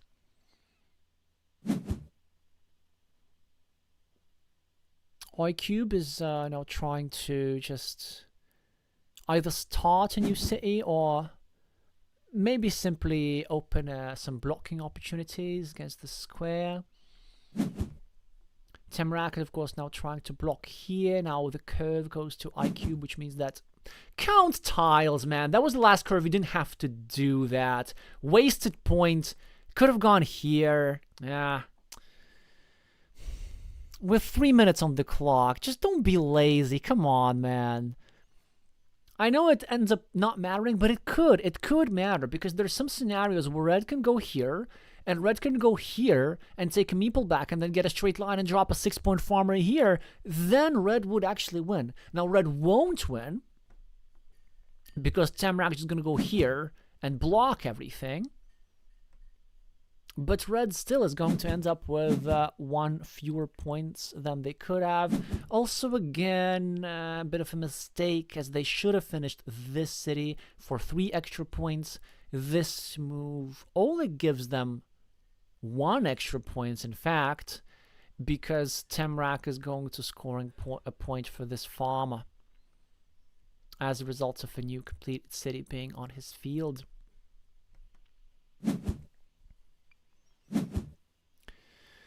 Six-point monastery for Temrak, and IQIUB just get himself a 3-point farmer. Well, unfortunately for red, they did get the crucial tile just a tad too late. Quite a big score difference is what we're gonna see.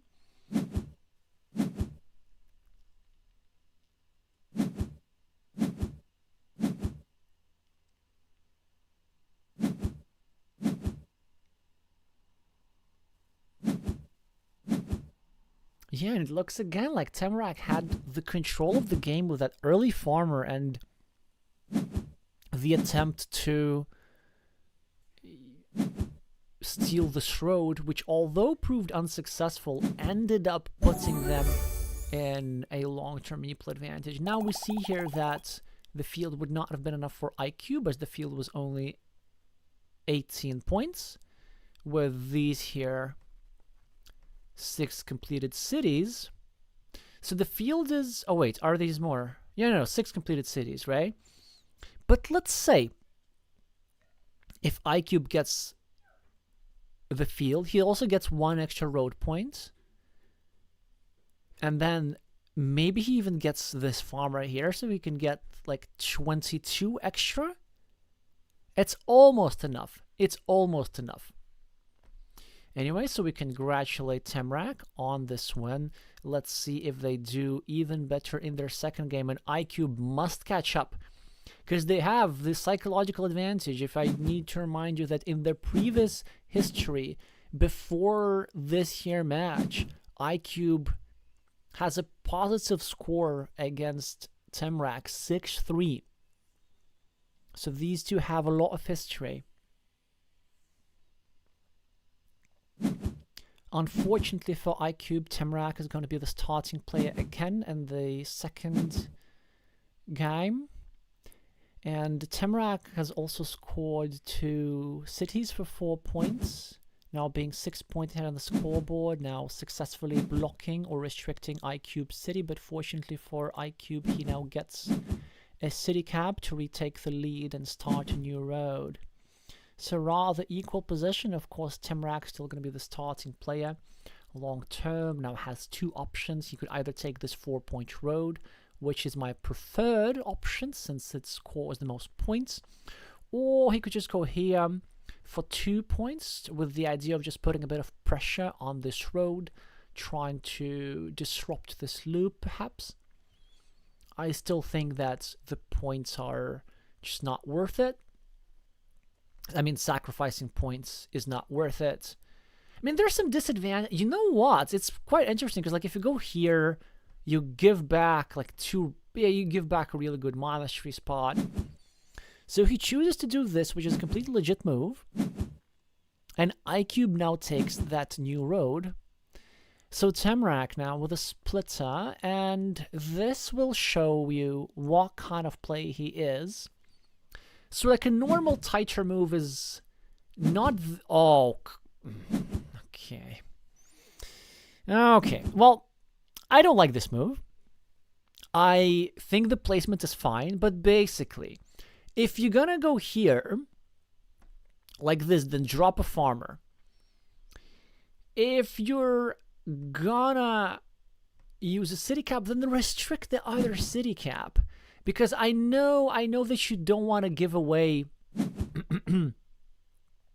some road points, but since we're running out of certain types of city plus road tiles, it's actually not a crazy idea to start putting pressure on this road. Anyway, a lot of interesting developments, and IQIUB just gets himself a crossroads to get some meeples back. Maybe I would have freed up this road. Actually, it was definitely way better to free up this road, as an issue that I have with Red's move is that he's now exposing a rodent for Black to take advantage of. Black is now trying to reconquer this here city over here. Just bonkers game. Absolutely bonkers start of the game. A lot of action. The city has been reconquered. Now Red is in a better position. Red also somehow has a 5-point lead on the scoreboard despite such a poor start.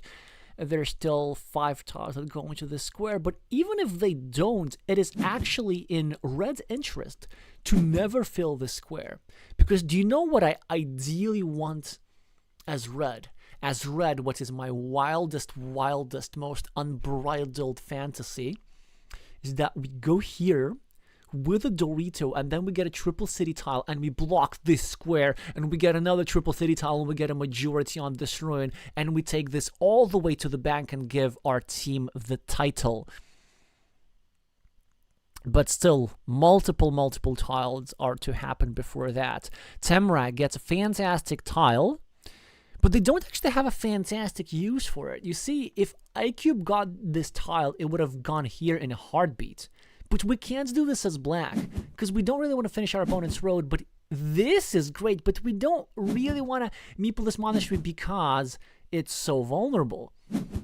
And so Temrak gets only a mild benefit from the best tile in the game. Still a decent position for Black. Black can enjoy the meeple majority for a while, perhaps.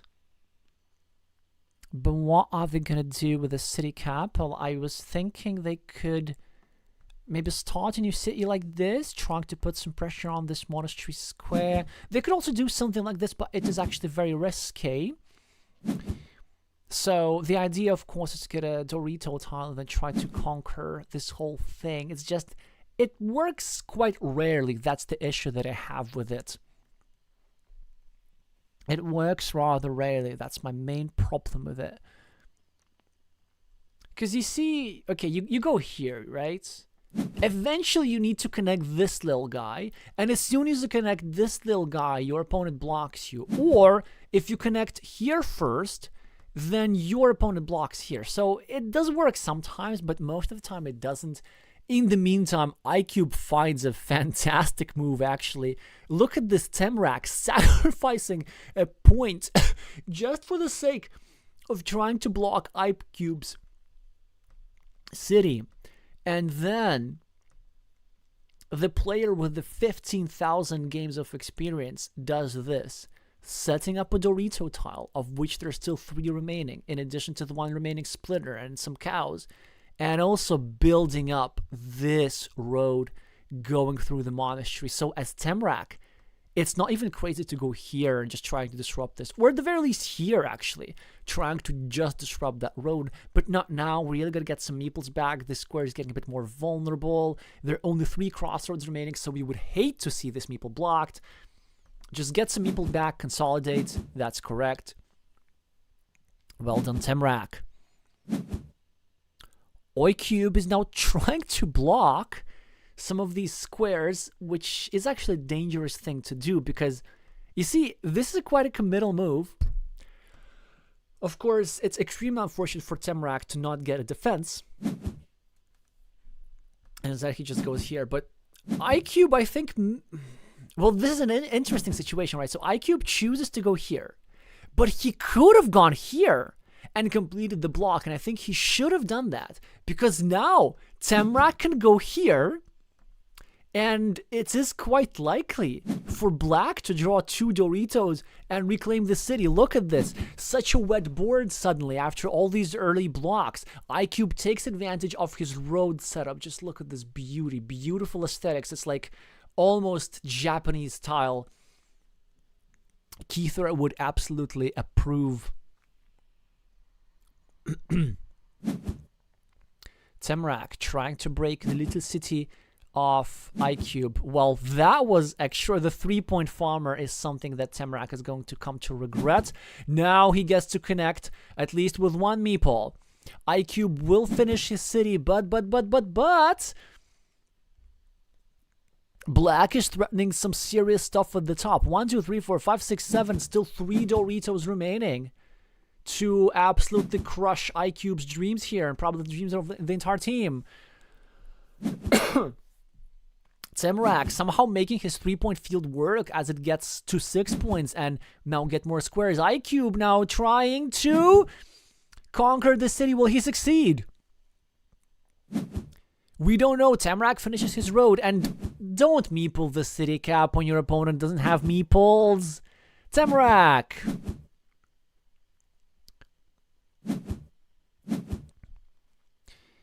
Yeah, I felt like a couple of moves just tactically are a bit rushed here by Black. IQIUB's now doing everything that they need to do in order to prevent a disaster. They're now creating a second attacking platform against the city, and not great options for Temrak. I mean, he could just score quick points here.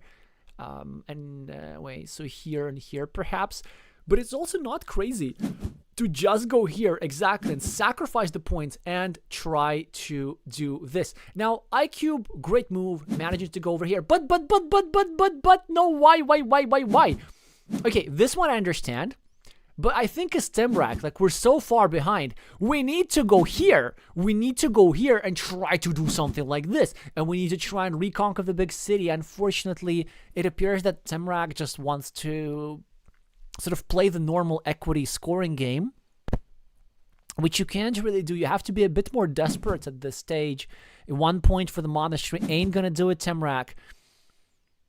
But just the math regarding that city gets worse and worse and worse as more tiles are drawn. So Black apparently is just trying to go the quick point route.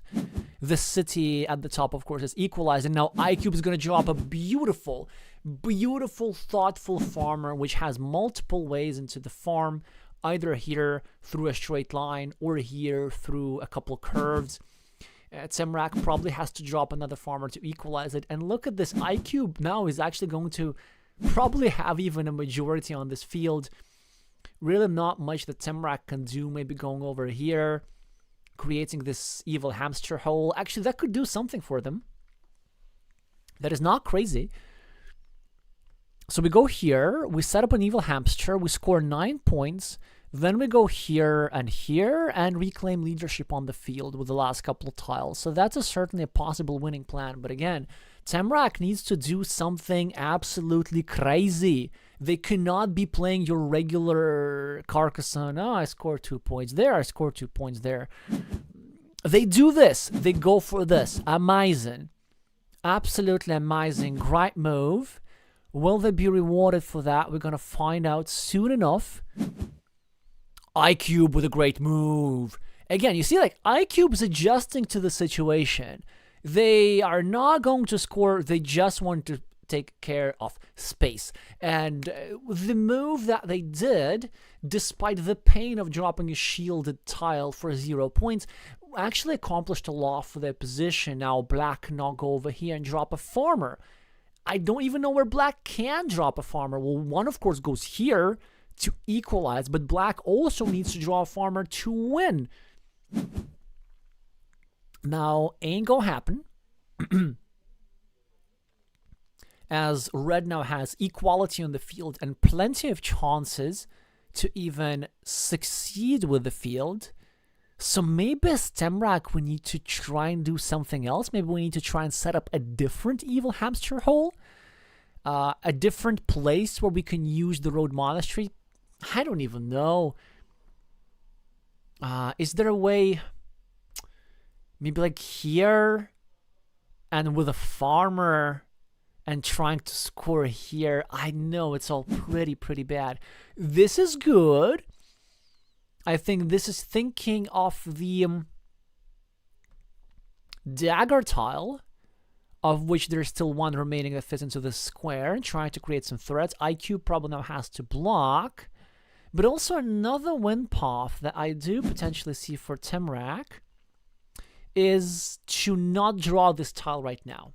By the way, also great move for Red, because just as I was going to say, the win path that Black was supposed to take, Red blocked the opportunities. The idea, of course, was for Black to go over here, invade through the last remaining Dorito, then use this tile here to connect all the meeples, and then use something here to finish the city, which actually isn't possible, but at the very least you can get yourself this big 24-point ruin. Now it is impossible. Nice prophylaxis here by IQIUB.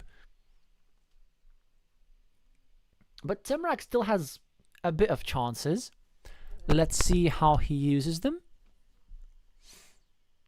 We need to set up some sort of farming platform, right? Or maybe we just go here. Okay, yeah, new change of plans. So we go here. We block everything. Keep this guy with 3 points. Then we draw the road monastery and we don't put it here. We don't score 9 points. Instead, we just take 2 points. And then we take a curve, drop a farmer, connect over here, take a 6-point road. We even get this castle into this field, and we enjoy a 2 versus 1 meeple advantage on a 15-point field. And this is exactly what Temrak is doing, but he wants to drop a farmer. Oh, that is interesting. I think he's going a different route. So he does want to get a road monastery, but he actually wants to use it. The one issue that I have with this is that it only equalizes the field, but doesn't win the field. But maybe if Temrak goes here now, he can drop another farmer and try to just use the monastery as a farming tile and get the 3 versus 2 majority. The only problem is that it's not going to be enough to win the game. The field is going to yield him 15 points for 5 completed cities, which is enough to equalize the scoreboard. Oh, that is painful. IQIUB wins the coin flip, and these two meeples are going to be stuck for 0 points. IQIUB is going to have the majority on the field. Beautifully played. Beautifully played. But I was going to say, even if Temrak were to succeed, so he would like get himself the score difference to 0. The problem is that he has -1 in this mini battle, 1 versus 2, and then only 7 against 4 plus 3 in this mini battle. So he would only be up by 2 points, and IQIUB would still have a meeple to score, with which they need to just take a 3-point road or whatever, and that would be enough for IQIUB.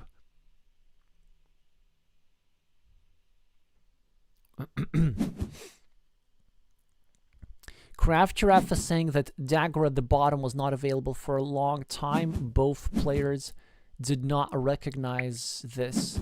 Yeah, but you see, I still don't see... Okay, now I see. Yeah, this... Just because these 2 daggers are nearby, I also miscounted. I thought one of the daggers was still in the deck, and so did the players. That's why they were setting up these opportunities. That's why IQ blocked, and that's why some of you must have been screaming at the screen when I was talking about all this dagger stuff, saying, Alexey, why can't you see that there are no daggers? I need to get back into streaming. I promise I'll be more precise in the next coming months or so.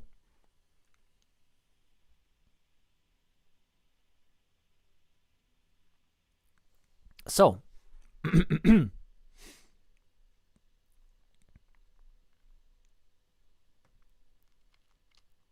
IQIUB wins the second one with a 40-point difference. Now we headed yet to another decider, almost. Well, yes, we are. Yes, we are indeed. And who's going to be the starting player in this one? It is going to be IQIUB, in fact, who will have the advantage against Temrak statistically. You know what? If you're gonna make opening moves like these, you just deserve to lose. What was that? I hope that was a misclick. I hope that was a misclick. And then again, Temrak's response, this is so fun. Like, he was just assuming that Red was going to play some meeple here, so he went for the Lithuanian opening automatically, whereas, like, Black could just have claimed the 3-point road himself. Okay. I'm not sure what of the players are doing, but, you know, openings are interesting. Sometimes even very strong players have gaps in these small things. Oh man, it looks like it's going to be another very interesting back and forth game. And now, basically the moves end up not mattering as somehow IQIUB gets hold of this road regardless. Temrak is now trying to connect to this road here.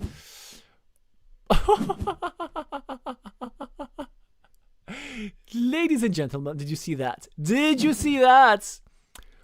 A 1 in 58 chance, less than 2% chance to draw the perfect tile, the perfectest tile in existence. Look how beautiful these 2 monasteries are standing to each other. At this point, I can't even describe how big of an advantage Red has. Like, these 2 monasteries are so huge, and now Red is tilting. Red is clearly tilting, because Red is dropping city caps for blocking, which might actually work out somehow. Like, it's not necessarily the worst move. Only 2 tiles remaining to fit into the square. And maybe from Red's perspective, we have a plan. So we try to keep the difference on the scoreboard manageable. And at the moment is 1 point. Second, we try and block the square. Okay. Then Red is now going to have a long-term meeple majority. And then the position is going to gradually open up. And then Red, with his meeple majority, is going to win a big field with most city caps for city building still available. That is actually getting quite interesting. So the advantage of Temrak is not longer that big anymore. Please, Meeple the Monastery IQIUB. Please, please, please, thank you. This, of course, is correct. It's now a decent position for red. More than decent, in fact. So Temrak needs to think of something efficient. I think the book move here is actually to go like this, to make your city a bit vulnerable, but make sure that you take care of the important square first. Then the disadvantage of that approach is that you're creating a big field which you're unlikely to end up winning. But then where else do you actually use this tile? There is also this crazy idea. No, don't do that. Don't do that. Don't do that. Also, such an interesting move from red. Red chose to block himself just for the idea of blocking Temrak's monastery.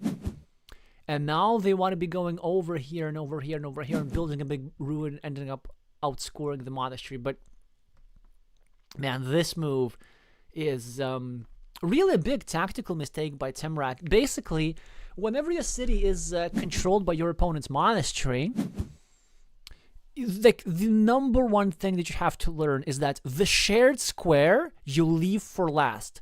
Don't help your opponent before you help yourself.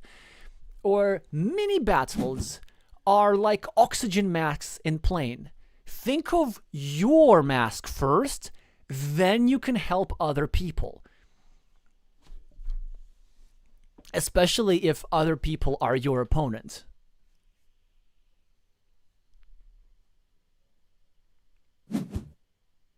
Well, Temrak is blocking and is also getting blocked himself. IQIUB is really turning this around, not letting Temrak get meeples back.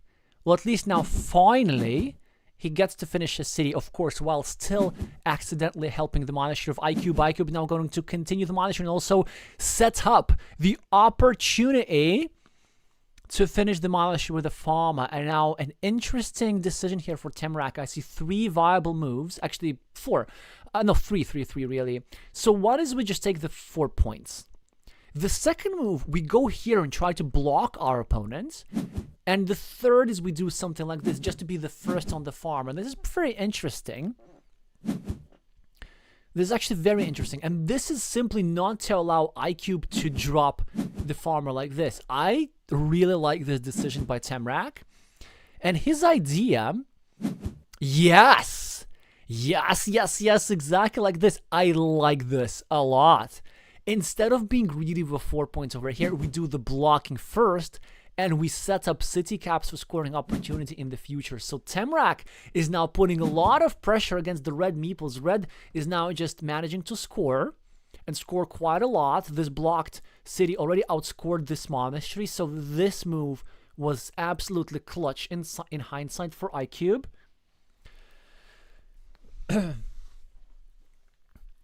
So what is Temrak gonna do? I feel like he absolutely has a chance. And the way he wins this game is he wants to maintain the field by spatial means. And, well, there are 2 ways you can maintain a field. One is by numerical means, having more meeples than your opponent and just outscoring them, outfarming them. And the other one is by spatial means, is where you use a small number of meeples, like 1 or 2, preferably 1, and then you just take care of fields connection squares. Okay. Temrak is building yet another city. Now, already successfully blocking IQIUB city. IQIUB is now going to cover up here. And then he still has 1 tile. Oh, I can't. Why would you do that? Why? Oh, man. Oh, it hurts. Why would you not cover up there? Why are you blocking a city which is already blocked? Oh, it hurts. Oh, it hurts so much. Why would you do that, Temrak? I just told you how good a move you played. Don't ruin it. Don't ruin it. Oh, no. And now the city is not going to be completed. Like, if Temrak just goes here, he threatens like a 22 points monstrosity with a 50-50 chance. And there's even one splitter to give him 2 monstrosities, or 2 little monstrosities. One, this would have been a daddy monstrosity for 24, and 2 baby monstrosities for 10 and 12.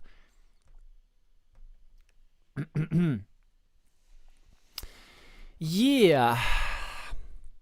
Again, maybe some time management issues.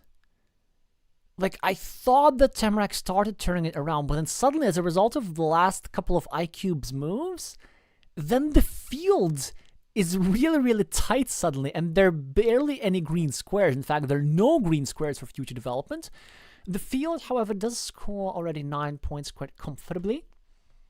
But the issue for Black, in terms of his win probability, like this move, it really almost cuts his win probability in half. Because if you go here as Black, you have 2 critical tiles which basically win you the game on the spot. Now you have only 1 such tile. Because, yeah, okay, I can see the reason. Yeah, because the extender here, it's not that great because it doesn't finish your city. It only prolongs it. Now you actually just need the splitter here. Now, after this move from Temrak, I think I can understand what the issue was. It was simply a miscount, not recognizing that all 3 daggers had already gone out, and there was no point in continuing to block that city simply because it was already blocked. But even if it hadn't, one thing that I learned quite late in my caucus on Korea is that very often 50-50 blocks are good enough, and you don't necessarily have to finish the block towards 100%, simply because there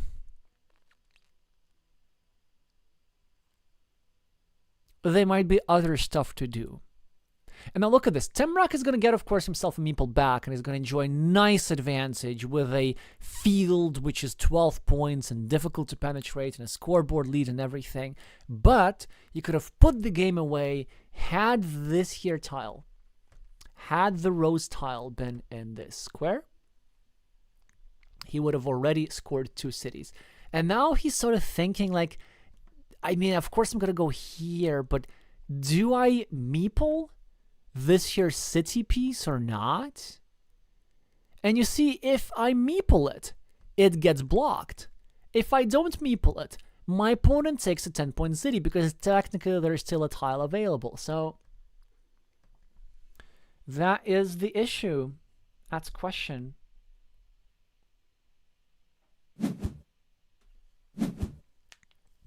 He just finished the city. I do like that decision. It is, in fact, correct. The expected value is still amazing for Black. Red is trying to catch up on the scoreboard. Black is, of course, also going to score quick points. All Black needs to do is just... I don't think even Black has to secure the field. Black can allow himself an invasion. Black is a bit ahead on the scoreboard, which I did not see coming. Black's 2 monasteries almost compensate for Red's big ruin and long road. Well, the thing that could still happen for Red, if Red gets himself a rose tile, Red does not necessarily have to go here. Red can just score 8 points like this and even get a meeple back. Whereas if you go here as Red, you score 10 for the city, but you give your opponents 3 for the farm. So you actually technically only score 7. So IQIUB gets the crucial tile, and where he's going to go? I think either way is possible. Here we get 7 points, but we also try to go here. Here we get also 7 points. We get a meeple back. Please don't farm. Please stay. Oh, this is painful. Oh, this is so painful. This is not the time to be doing stuff like this. It is a 2-point farmer, ladies and gentlemen. This is a 2-point farmer. Oh, both players are so nervous making these sort of mistakes. Because I know they normally don't. You see, the problem is move, it looks like a good 6-point farmer, but you were sacrificing a 4-point road and a meeple. So you're sacrificing 4 points to get 6. So you're getting only 2 points. And you're investing a whole meeple for that.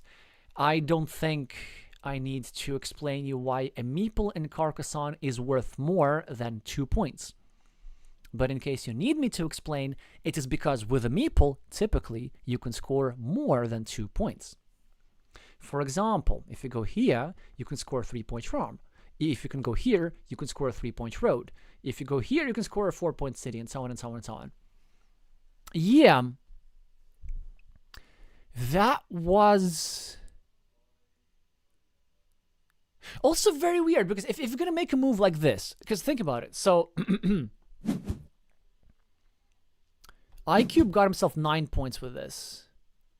Never mind. Let's just see what happens. Actually, still, IQIUB has chances, but I think he's betting his game on the wrong fields. Now, that 3-pointer is nice. Of course, he wants to have a city cap and go here.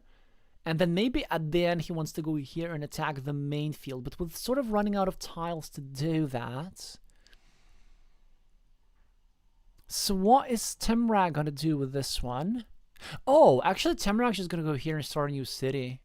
I think that's the way to do things. Because now you're ahead. You just don't want your opponent to... You don't want to allow your opponent to finish this city. Even if it costs you a meeple.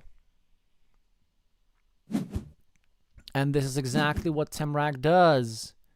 IQIUB can continue his ruin.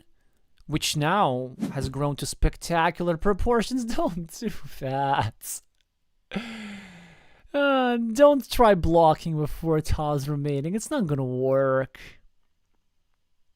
I feel like IQIUB is playing way too fast. Temrak now needs to make a decision. He can either go with quick points, or he can make a spatial move. Yeah, there we go. This could be it. This could be the game-winning move. He blocks field connection opportunities. He sacrifices points, but this is absolutely worth it, as the main field is worth 12 points. It is absolutely impenetrable. And look at this. With this straight line, IQIUB could have gone over here, and with this curve, IQIUB could have connected over here, but now it's not going to be possible because of Temrak's defensive moves. A very nice defensive resource here by the captain of the NEXUM team. So will this be the downfall of Agusto? IQIUB. Well, I guess that sort of works. All his blocking efforts eventually pay off. You gotta ask yourself if that was worth it or not.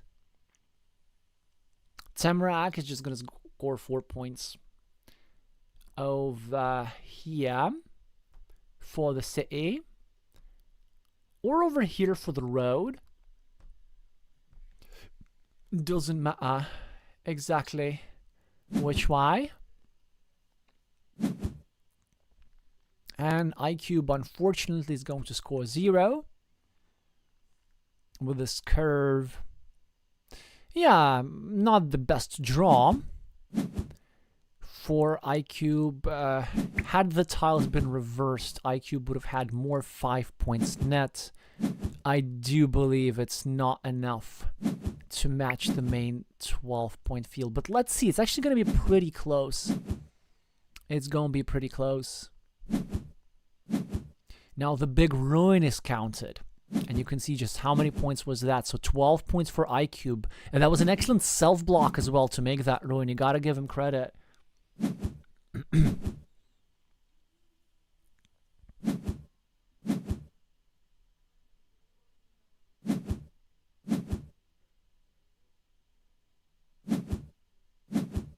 Well, actually, it wasn't that close. So 15 points is going to be the final difference. But I felt like with the tiles that were in the game, it was absolutely doable for IQIUB. Maybe starting to attack the field a bit early. Maybe being a bit more gritty with quick points.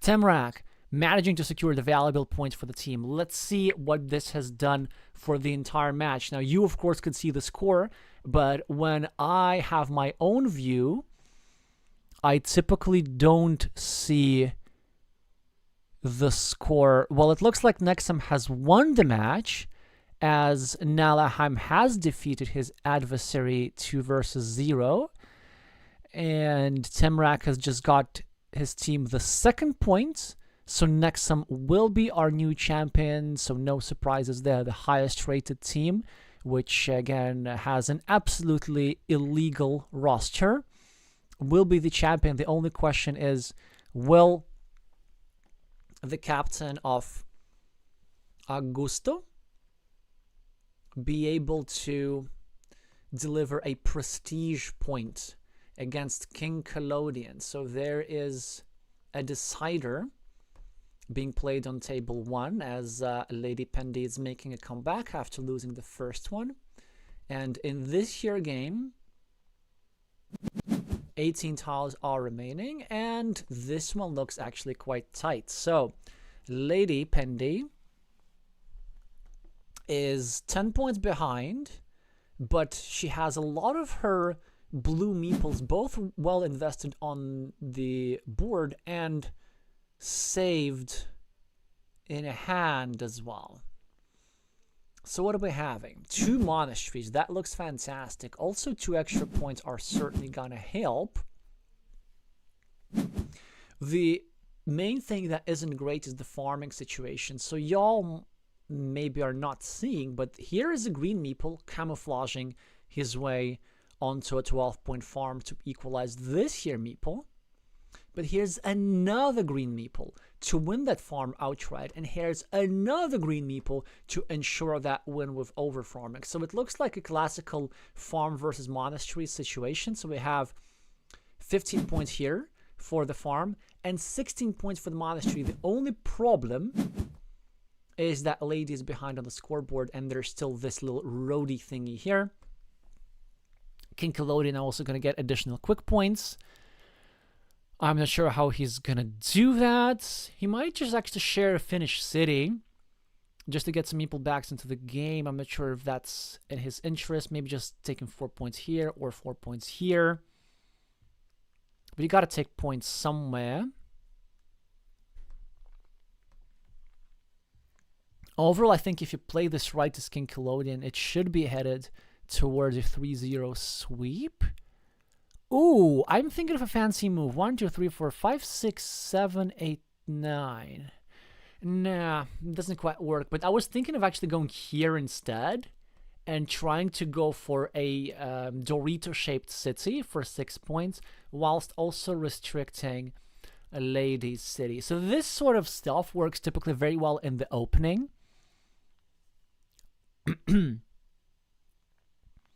But in these late game situations, when we're running out of Dorito tiles, it doesn't quite work the same way as intended.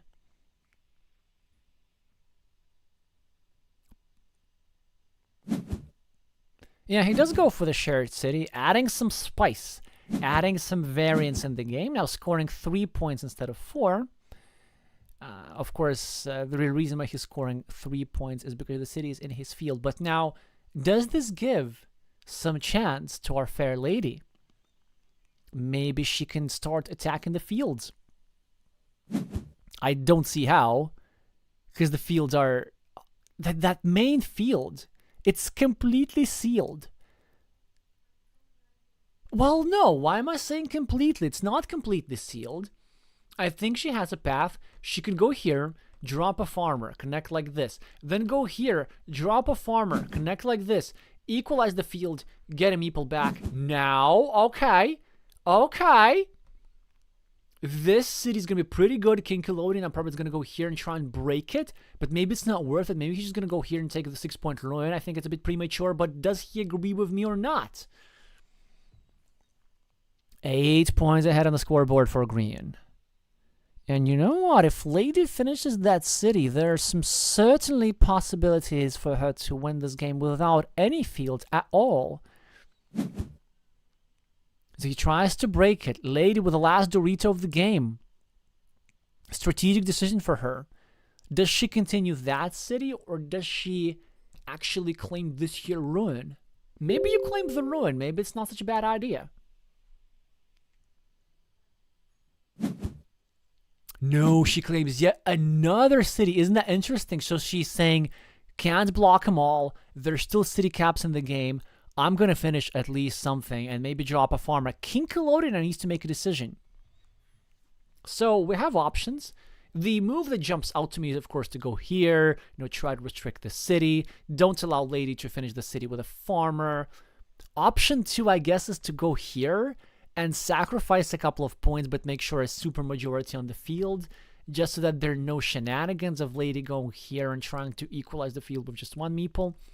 Option 3 is going here and permanently block this field connection at the top, which hasn't equalized. Technically, the 3-point guy has not yet equalized this 9-point guy, and green would prefer that stay the same. There's still 2 crossroads, 1 crossroads actually available, and so we could, if we went like this, eliminate that crossroads from consideration altogether. And there's the 4th option of going there. I don't know quite what this move does. I think it is some sort of block against the city, and it involves advanced calculation, which I'm not really aware of.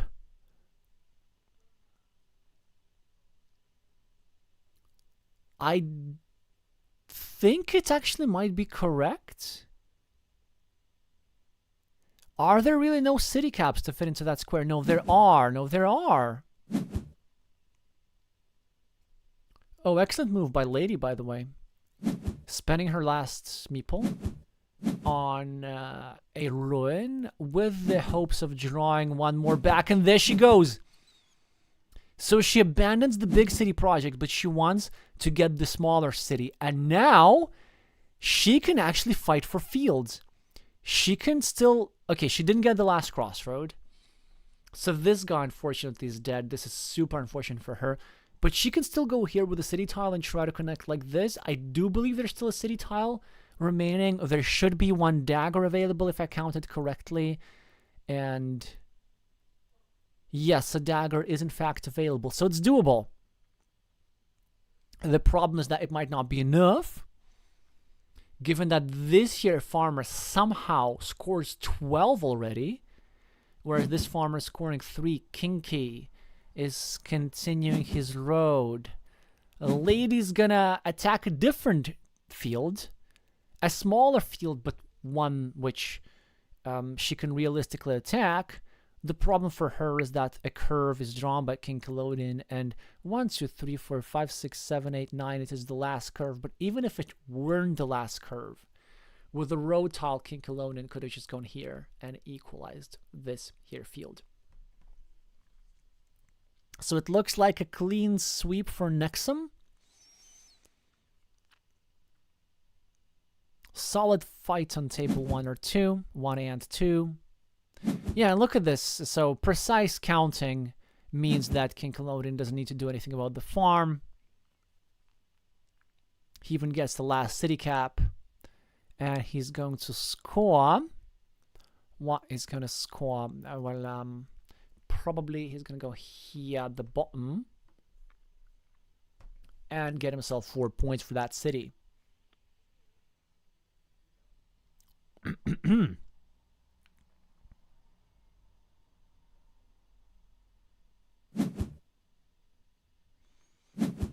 Alrighty. Lady's going to get herself 2 extra points with a shielded tile, winning at least the final coin flip. I guess her only chance to connect to the field was like a 1 in 12 opportunity. A 1 in 24 maybe even.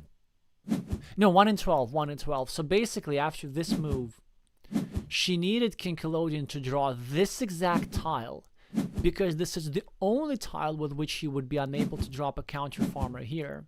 Then Lady would need to get a curve immediately to connect over here, and then green would just take away these roads or something. But even that would not have been enough.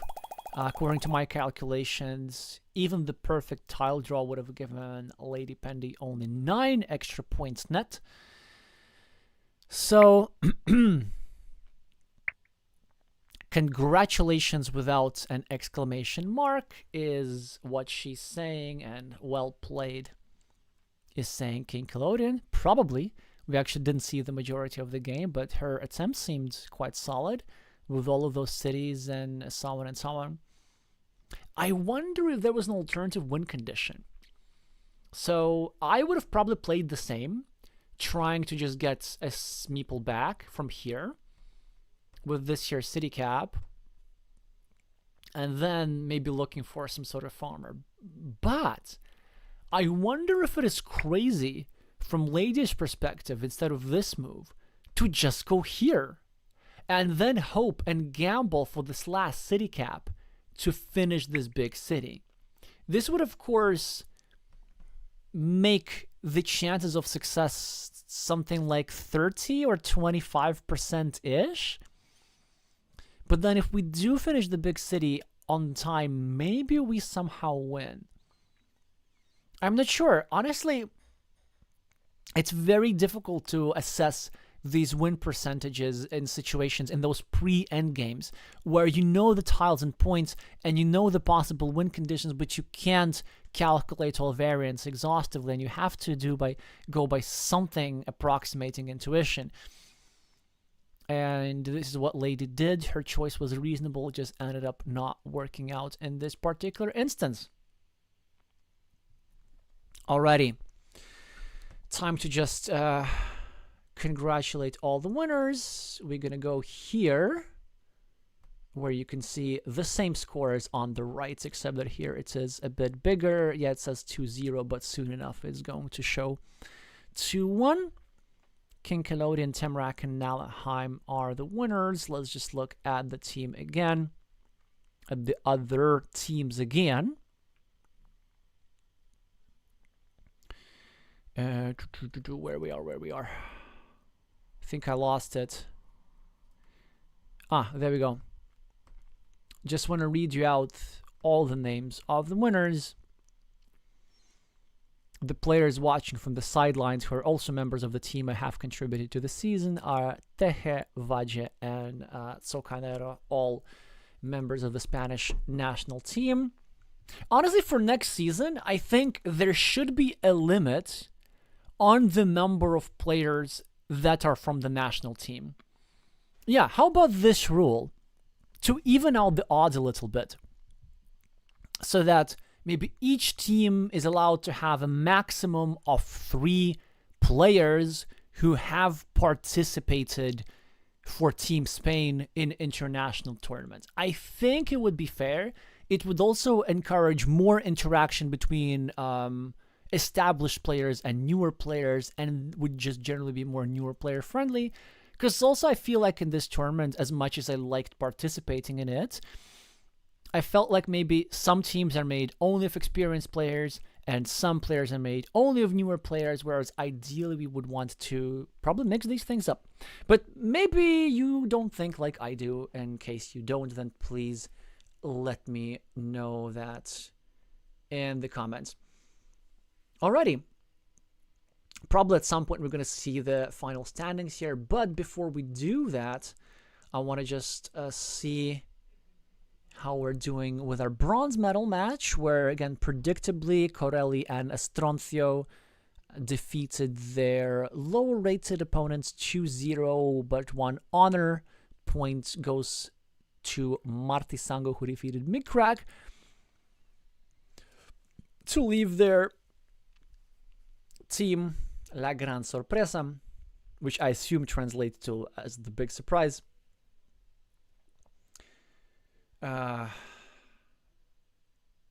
In a respectable 4th place. Oh yeah, Los Seteros, also quite a really nice name for a team. Los Seta in Spanish is tile, so Los Seteros, if I were to translate it precisely, I think it would be something like tile slingers, or but basically it sounds cooler in Spanish than it does in English.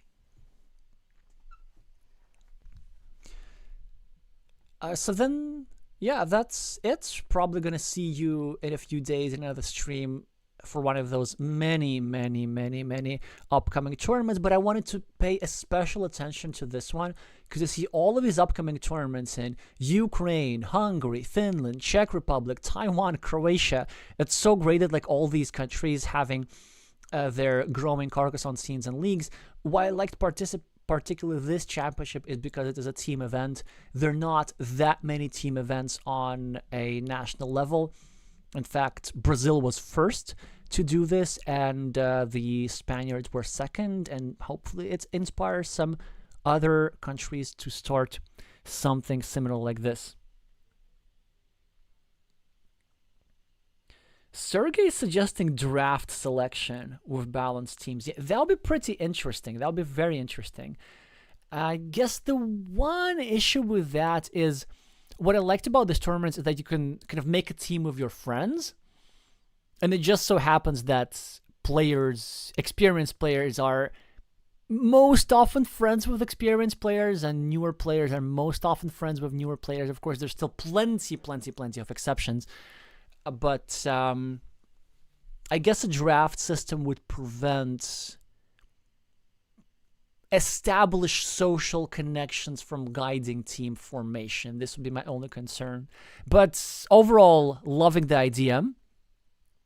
In general, I think everything that is inspired from physical sports is generally quite welcome in the Carcassonne world.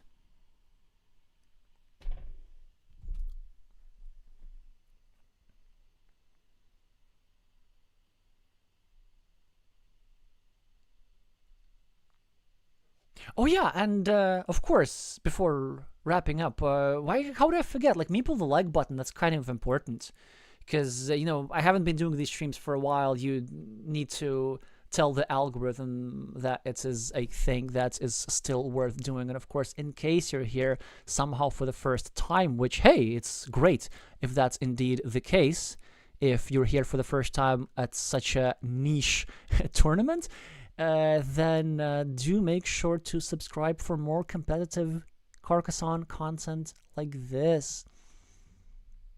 Thank you all so much for watching, and I'm gonna see you soon.